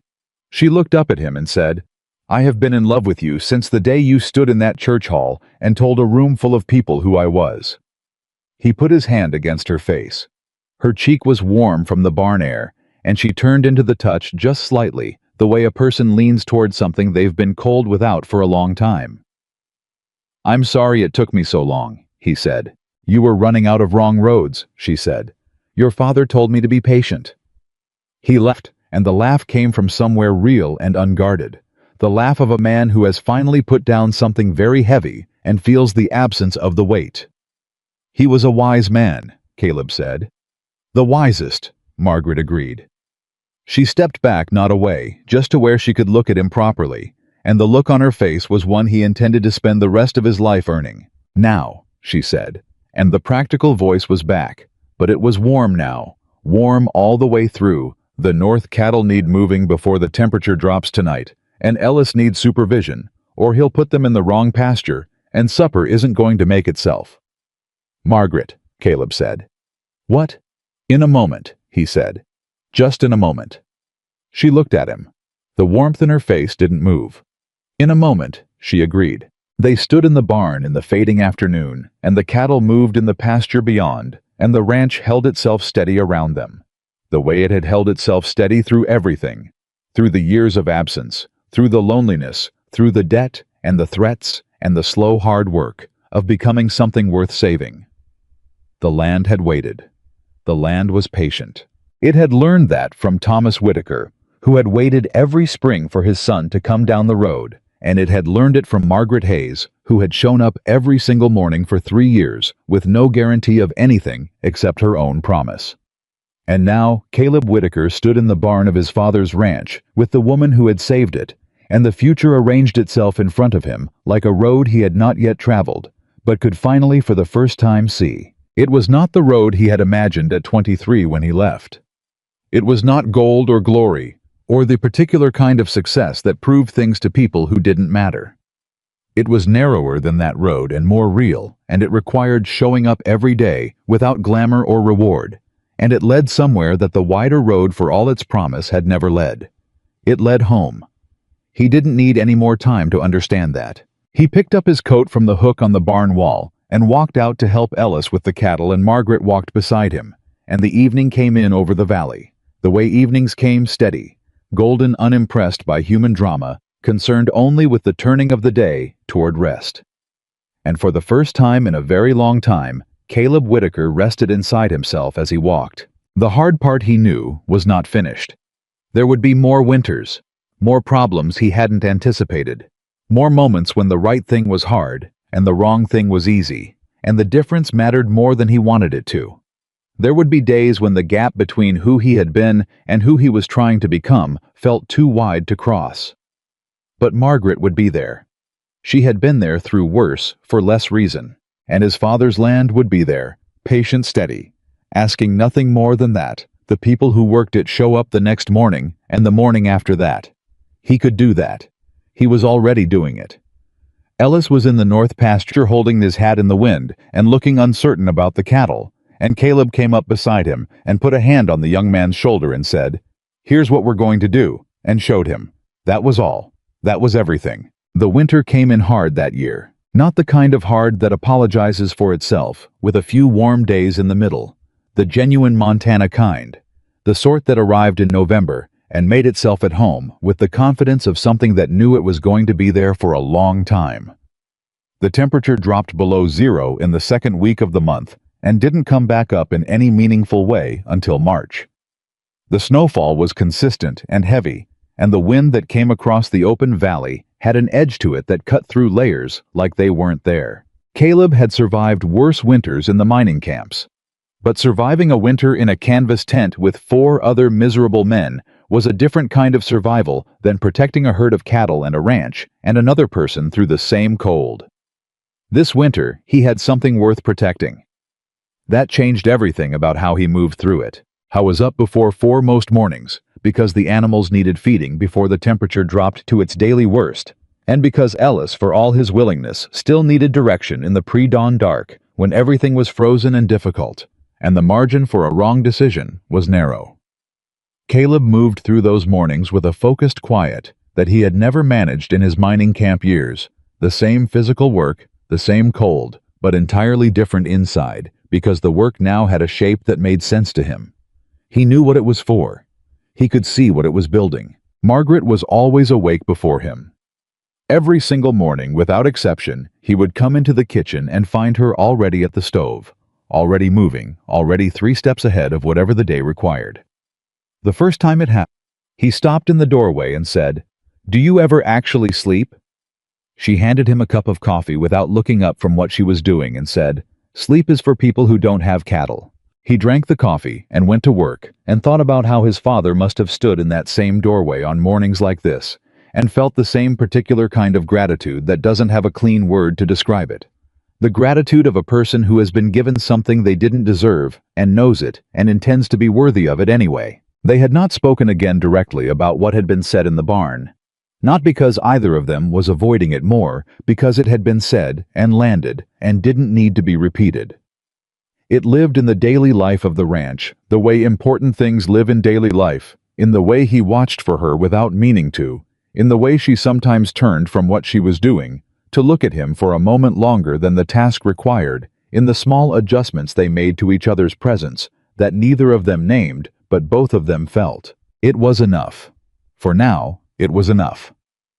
The first test of the winter came in December, when one of the older cows, a broad roan, they had privately named Ethel because she had the temperament of a tired schoolteacher, became sick with a respiratory illness that spread fast through animals living in close proximity during cold snaps. Caleb recognized the symptoms 2 mornings in because Margaret had taught him what to watch for, and he went to her immediately. She was in the barn within 4 minutes of him telling her. She worked for 6 hours that day, moving between animals, checking temperatures, isolating the 2 cows who showed the worst symptoms, making decisions with a speed and confidence that Caleb tried to keep up with and mostly managed. Ellis watched from a careful distance with the expression of a man who is learning more in 1 day than he had in a month. By evening, they had contained it. Lost none of the herd. Caleb sat down on a hay bale after the last animal was settled and let out a breath that had been compressed for about 10 hours. Margaret sat down beside him. You knew what to look for, she said. That's why we caught it early. You taught me what to look for, he said. Then we did it together, she said in the tone she used when she was closing an argument, by finding the version of events that was fair to both sides. He looked at her profile in the barn light, the steadiness of her, the particular quality of her tiredness, which was the tiredness of someone who had expended everything on something that mattered and had no regret about the expenditure. Margaret, he said. Caleb, she said. I want to ask you something. She turned to look at him. The wariness was not back. It was something more careful than wariness. Attention. Full attention. I've been thinking about the spring, he said. About what the ranch is going to look like by spring. We're going to come out of this winter in better shape than we went in. The herd is healthy mostly. The finances are stable. The barn roof held. Cole says the title is airtight. He paused. I've been thinking about what comes next. What I want to build. And, she said. He looked at his hands. I'd like to build it with you, he said. Not as partners. Not as whatever we've been calling it. I'd like to marry you, Margaret, if you're willing. And I am asking you now in a barn that smells like hay and sick cow, because I don't want to wait for a better moment, and because I think you'd be suspicious of anything that looked too arranged. She was quiet. He waited. He was good at waiting now. He had learned it from her. Caleb Whitaker, she said. Yes, ma'am. You are asking me to marry you in a barn. I am. Wearing a coat that has manure on the left sleeve. He looked at the coat. She was not wrong. I am, he said again. Margaret looked at the hay-strewn floor of the barn. Her mouth did the thing it did when she was trying not to smile and losing the fight. Your father, she said, proposed to your mother in a barn. Did you know that? He stared at her. How do you know that? He told me, she said. One evening in his last winter, he said. Her voice softened slightly. I asked her in the old north barn, and she said yes before I got the whole sentence out, and I always figured it was the barn that clinched it. Women who love ranches love barns. Caleb was still for a moment. Do you love barns? He said. Margaret looked at him. Yes, she said. I'll marry you. He let out a breath. Before I get the whole sentence out, he said. You got the whole sentence out, she said. I just didn't see any reason to make you wait through the silence. He reached over and took her hand, which was rough from work and cold from the evening air, and she let him hold it, and they sat side by side on the hay bale in the barn, with the cattle quiet around them, and the wind moving against the walls outside, and it was the most at peace Caleb Whitaker had felt since before he could remember feeling at peace at all. They told no one for 2 days because they needed those 2 days to themselves to sit with the reality of it in the quiet of the farmhouse and the work of the ranch before it became a public thing that other people had opinions about. Caleb understood without Margaret having to explain it that she needed to inhabit the decision privately before she wore it in front of the world. She had spent too many years having her choices questioned by people with less than half her sense to want to hand them this one before she was ready. On the 3rd day, she told Clara Holt.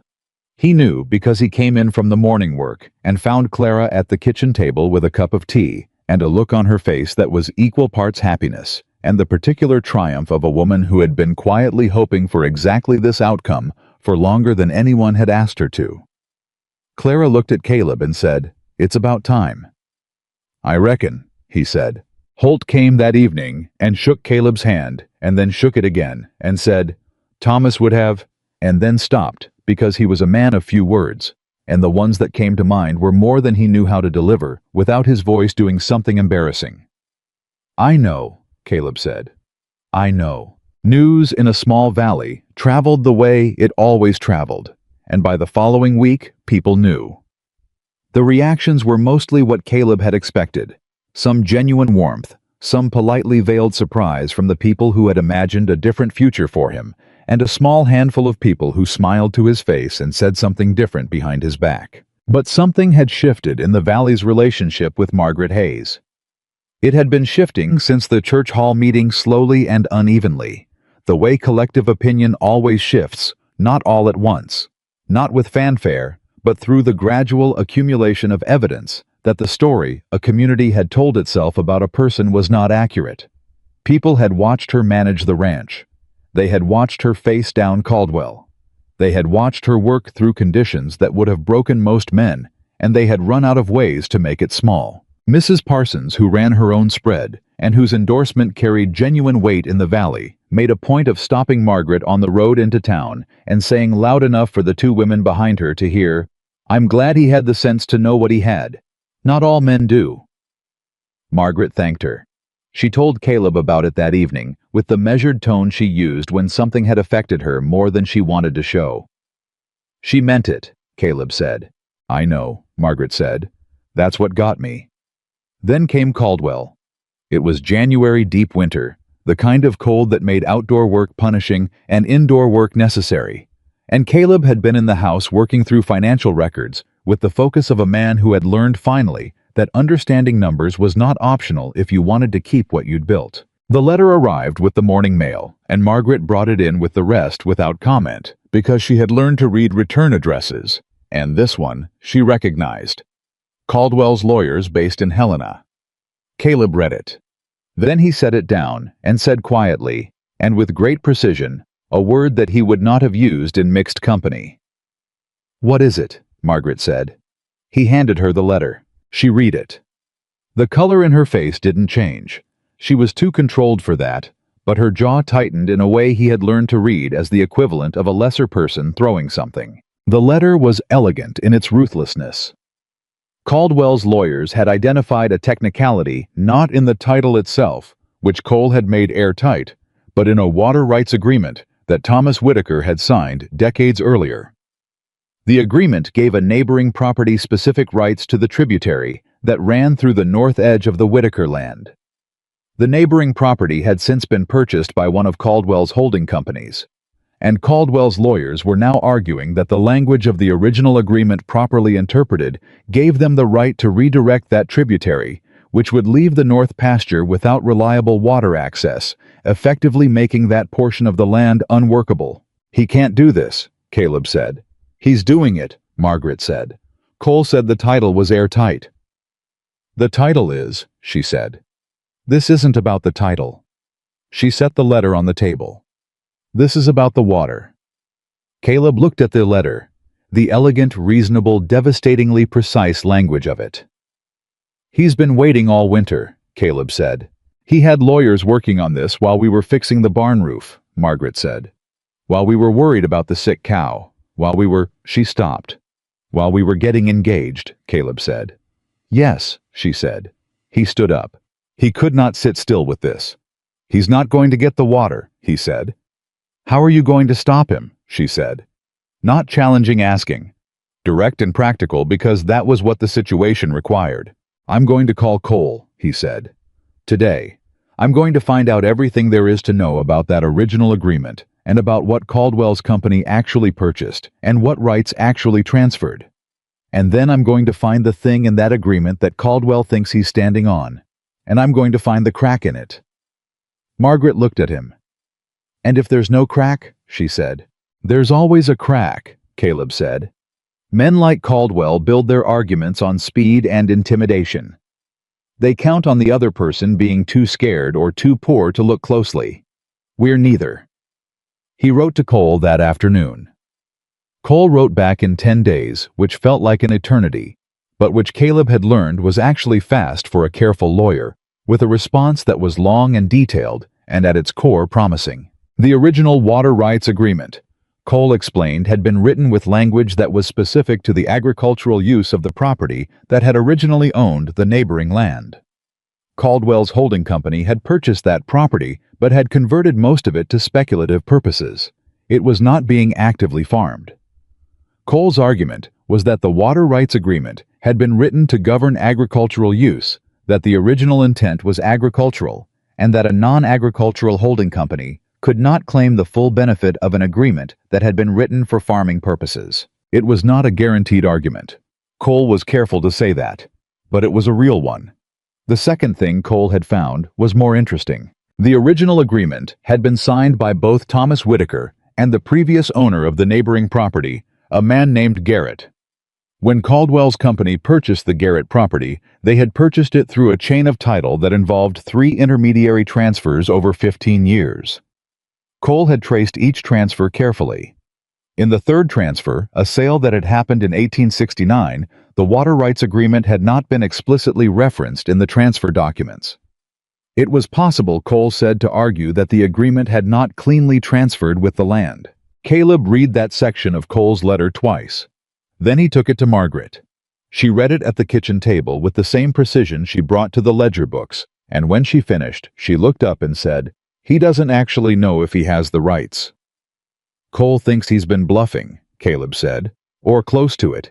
He found a vulnerability, and he used it to create pressure betting we'd fold before we looked closely enough to find the gaps in his argument." "He doesn't know you very well," Margaret said. "He knew me well enough in September," Caleb said. "Empty-pocketed man who just came home, no knowledge of the land, no money.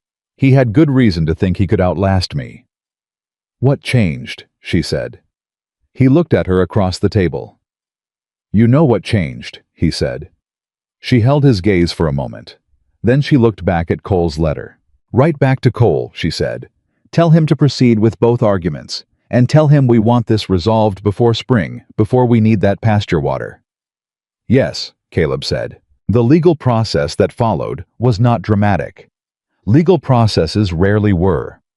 It was correspondence and documentation and careful argument and counter-argument conducted across distances by men who communicated through letters and whose weapons were language and precedent. Caleb stayed out of Cole's way and let the man work, which was the hardest thing he had done in months, because patience under pressure was still not his strongest quality. Margaret was better at it than he was. She went about the daily work of the winter ranch as though the legal matter was simply one more thing on a list of things to be handled, present, acknowledged, and not permitted to consume everything else. He tried to match her. He mostly managed. In February, Caldwell's lawyers made a settlement offer. They offered to abandon the water rights claim entirely in exchange for a modest easement, a right of passage across the eastern edge of the Whitaker land, for access to a road that Caldwell's company wanted to use. Cole called it a capitulation dressed as compromise. Caleb took the offer to Margaret and read it to her word for word. She was quiet for a moment. "The easement," she said. "Is it through working land?" "Eastern edge," Caleb said. "It's the least productive section, rocky. We don't run cattle there." "Then it costs us nothing real," she said. "That's Cole's assessment too. And it ends the water question permanently." "Permanently and in writing," Caleb said. "Cole will make sure the language is airtight." Margaret looked out the window. The February light was thin and flat, and the valley lay under its deep cover of snow. "Take it," she said. "You're sure?" She turned to look at him. The goal was never to destroy Caldwell. The goal was to protect the ranch. "If we can protect it and end this, we take it." She paused. "Besides, I'd like to go one full season without a lawyer." He took the offer. Cole finalized the documents by the first week of March. The water was theirs. The easement was a strip of rocky ground that they would barely notice. Caldwell's name was absent from the valley's active concerns for the first time since Caleb had come home. The morning Cole's confirmation letter arrived. Caleb walked to the place where his father was buried, the low hill at the eastern edge of the property where Thomas had asked to be laid when his time came, so he could, as he put it, keep an eye on things. He stood there in the early March cold, with the letter in his hand, and he talked to his father. Howe was not a man who talked to the dead as a rule. He wasn't sure he believed they could hear. But he stood there anyway, because there are things that need to be said, even when you're not certain they can be received. And he said them. He told his father about the winter, about the sick cattle and the Caldwell letter, and the legal argument Cole had built.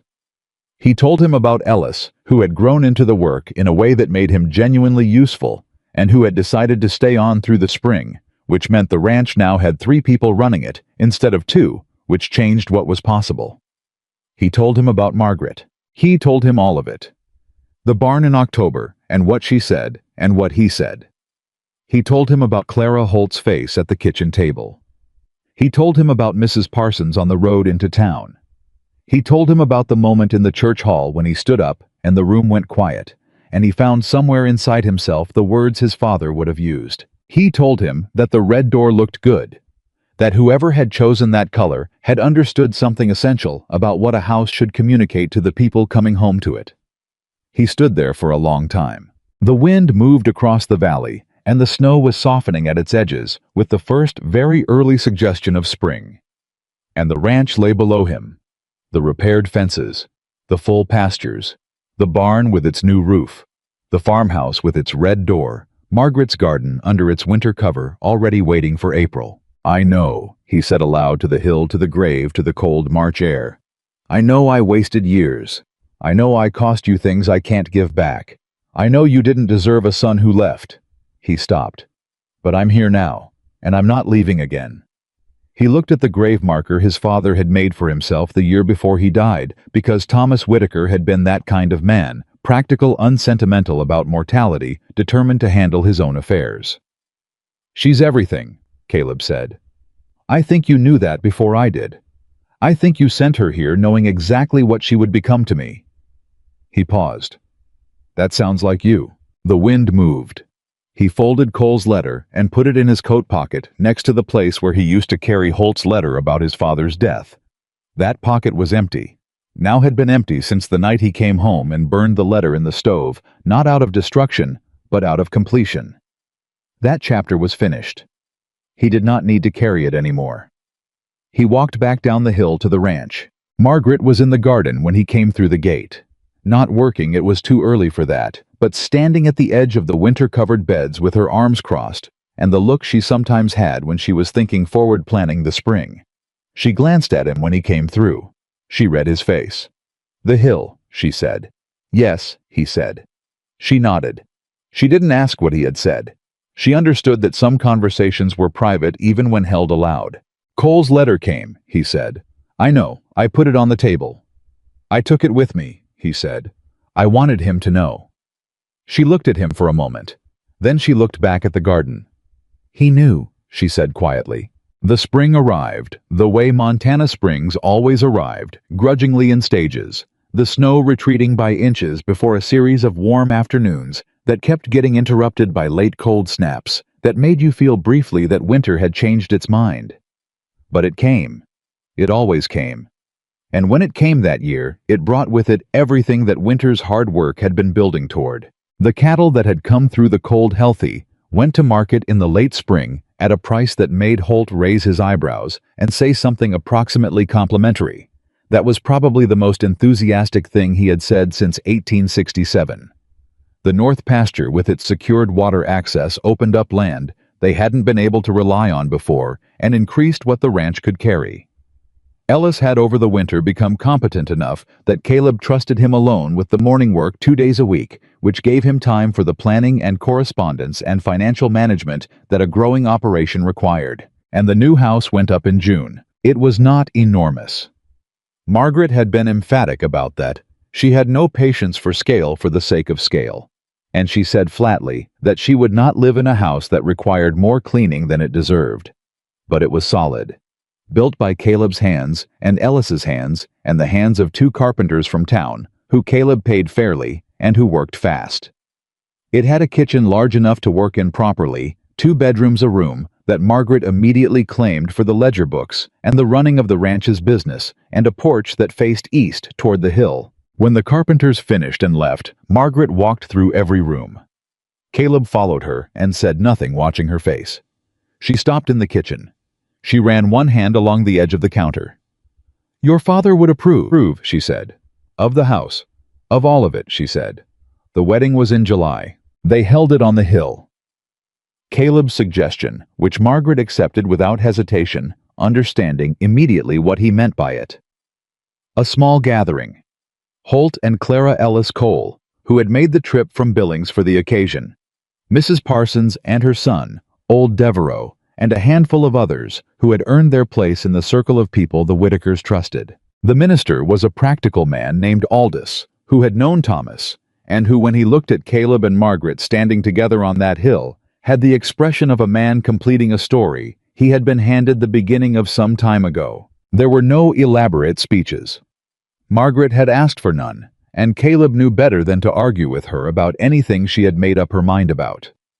The vows were the traditional ones, spoken plainly in the clear July air, with the valley spread below them, and the farmhouse and the new house visible in the distance, and Thomas Whitaker's grave marker 10 feet to their left, because Margaret had decided when they chose the spot that he should be part of it. He would have wanted to be here, she said. He is here, Caleb said. When the minister what needed to be said, and Caleb put the ring on Margaret's hand. A simple thing, silver, not elaborate, exactly right for her. She looked at it for a moment, and then looked up at him, and the look on her face was one he would carry with him for the rest of his life. Not the face she showed the world. Not the armor, and the steadiness, and the competent, unassailable Margaret Hayes, who ran a ranch and kept promises and refused to be underestimated. The face underneath all of that. The one he had seen in pieces in 2-second moments over the course of months. The real one, the unguarded one. The one she only let exist when she had decided beyond doubt that she was safe. She was safe. I love you, he said. He had not said it plainly before, not exactly in those words. He had said everything around it and near it and underneath it, but not the direct thing. I know, she said. Then quietly in the way she said things, she meant most, I love you. Clara Holt from somewhere behind them made a sound that was unmistakably emotional and also unmistakably satisfying to hear. Margaret, without turning around, said, Clara. Sorry, Clara said. She was not sorry. The reception was on the new porch because it was where the most people could fit, and because Margaret had said she wanted to break the porch in right. There was food, a quantity of it that spoke to Clara's views on what hospitality required, and something to drink, and the conversation of people who knew each other and were glad to be in each other's company on a fine July evening. At some point in the middle of it, Holt pulled Caleb aside and said, I watched your father build what you've got here. Took him 30 years. I know, Caleb said. You're doing it faster, Holt said. Not because you're smarter, because she's smarter. I know that too, Caleb said. Holt looked at him for a moment. Then he nodded and went back to the party because that was the sum total of the sentiment he had available, and he had spent it. After everyone had gone when Ellis had helped clear and then disappeared to the bunkhouse and the valley had gone dark and quiet. Caleb and Margaret sat on the porch together and looked at the night. Well, Margaret said. Well, he agreed. She was quiet for a while. He could feel her thinking. I have something to tell you, she said. He looked at her. Something I've been thinking about for a few weeks, she said. Something I wasn't ready to say before tonight because I needed to be sure. Tell me, he said. She turned to look at him. The night was dark, but the sky was clear, and the starlight was enough to see her face by.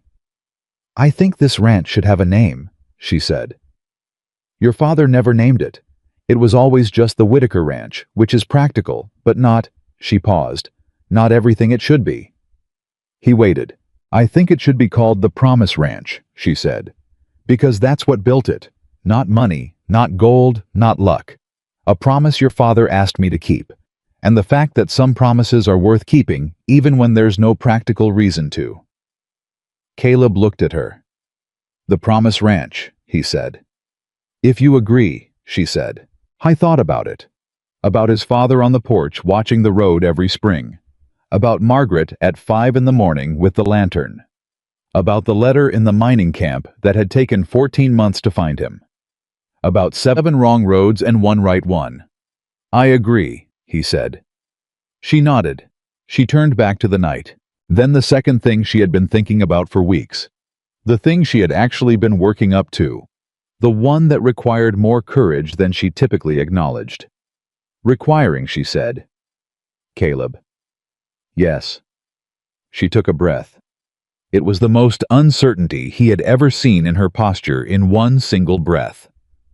I think there might be a child coming, she said. I'm not certain yet, but I think so. The night held very still. He turned to look at her. She was looking at her hands. The ring on her left hand caught the faint starlight. Margaret, he said. I know it's, she started. Margaret, he said again softer. Look at me. She looked at him. He put his hand over hers. "That," he said, "is the best thing you have ever said to me. And you have said extraordinary things to me." The tension in her posture released. Not completely, she was who she was, and complete release was not in her vocabulary, but enough. "You're sure," she said. "I have never been more sure of anything in my life," he said. He held her gaze. "We're going to be all right. Better than all right." She looked at him for a long moment. And then she did something she had only done a handful of times in all the months he had known her. She leaned into him just slightly, just enough, and let herself be held. He put his arm around her, and they sat on the porch of the house they had built on the land his father had kept faith with, above the valley that had watched both of them come through harder things than most people ever faced. The years that followed were not without difficulty. The ranch had its hard seasons, drought years when the water in the creek ran low, winters that tested every repair they had made, markets that moved against them in ways they couldn't control and could only outlast. There were days when Caleb lay awake in the dark running numbers that didn't add up and feeling the old weight of inadequacy pressing down on him. And there were days when Margaret was so tired that even her remarkable discipline couldn't fully hold the exhaustion at bay. But they were never in it alone. The Promise Ranch grew. Not explosively steadily, the way healthy things grow by consistent attention and honest work, and the kind of patience that comes from having both people in a partnership understand that they are building something larger than themselves. Ella stayed on and eventually brought a wife, a quietly capable woman named Ruth, who had grown up on a farm and who took to the work as naturally as water takes to a channel. The herd expanded. The land was well managed. The name they gave it spread through the valley the way names spread when they fit easily, naturally, until everyone was using it as though it had always been there. Richard Caldwell moved his operations east eventually. No single thing drove him away. It was the accumulation, the legal defeats, the failure to crack the Whitaker operation, the way the community had shifted around Margaret, and by extension around the ranch, so that any move against it now carried a social cost he wasn't willing to pay. He left without ceremony and without acknowledgement, the way defeated men prefer to depart. No one at the Promise Ranch mentioned his name after that. The child. Margaret had suspected that July night was born the following March, a daughter born in the same farmhouse where Thomas Whitaker had spent his last years in the room that Margaret had occupied since the week she arrived. They named her Clara for reasons that required no explanation to the woman who, upon hearing the name, made the same sound she had made at the wedding. Clara Whitaker grew up knowing the ranch, the way children who grow up working places know them in the bones in the body, in the particular knowledge of where the ground changed and how the wind moved and which animals had personalities worth respecting. She grew up knowing two things about her parents that she could not have articulated as a child, but understood by the time she was old enough to understand anything: that her father was a man who had made serious mistakes and come back from them through consistent daily effort, and that her mother was the most capable and principled person she had ever known. She grew up, in other words, knowing exactly who she wanted to become.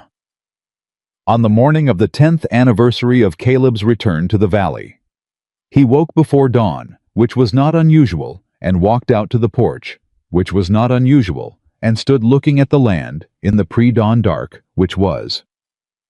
Margaret appeared in the doorway behind him. "Couldn't sleep," she said. "I was thinking," he said. She came out onto the porch and stood beside him. The valley was dark and still and entirely familiar, every shadow and sound of it known to him now. The way the face of someone you have loved for a decade is known, not memorized from study, but absorbed through presence. 10 years today," she said. "You remembered," he said. "I remember everything," she said. "It's a burden." He looked at the land, at the fences his father had built and he had repaired and Ellis had extended, at the pastures that held more cattle than Thomas Whitaker had ever managed, at the hill where his father was buried and where he and Margaret had stood with Aldous the minister and said the words that made the rest of it possible. "I crossed mountains," Caleb said. "Spent 7 years in camps that smelled like mud and failure around men who were all chasing the same impossible thing. I sifted rivers. I broke my hands on rock that had nothing in it." He paused. "I came home with nothing. "You came home," Margaret said. That was the whole of it. He looked at her. She was looking at the valley, at the land they had built together, at the morning, coming up over the eastern ridge, the way it came every day, indifferent to whether they were ready for it, patient as something that has nowhere else to be. "I found it," he said, "what I went looking for." "I know," she said. "It wasn't where I was looking." "It never is," she said. He reached over and took her hand, and she let him, and they stood together on the porch of the Promise Ranch as the sun came up over the hill where Thomas Whitaker rested, and the valley filled with light, and the cattle moved in the pastures, and somewhere inside the house, their daughter slept the deep, uncomplicated sleep of a child who has never had reason to doubt that she is loved, and that the world she is growing up in is solid beneath her feet. It was not the life Caleb Whitaker had imagined when he left. It was better than anything he had been capable of imagining. He had gone looking for gold and come home empty-handed, and in the coming home had found the only treasure that had ever mattered, the kind that doesn't diminish with spending, that grows with tending, that survives every hard winter and every bad season and every man who tries to take it from you. The kind that is built slowly and honestly between two people who have both been through enough to know the difference between something real and something that only looks like it. Caleb Whitaker had crossed mountains and come home with nothing. And everything he would ever need had been waiting for him here all along, tended by a woman who kept her promises on land that kept faith with the people who loved it. That was the whole truth of it. That was enough. That was everything.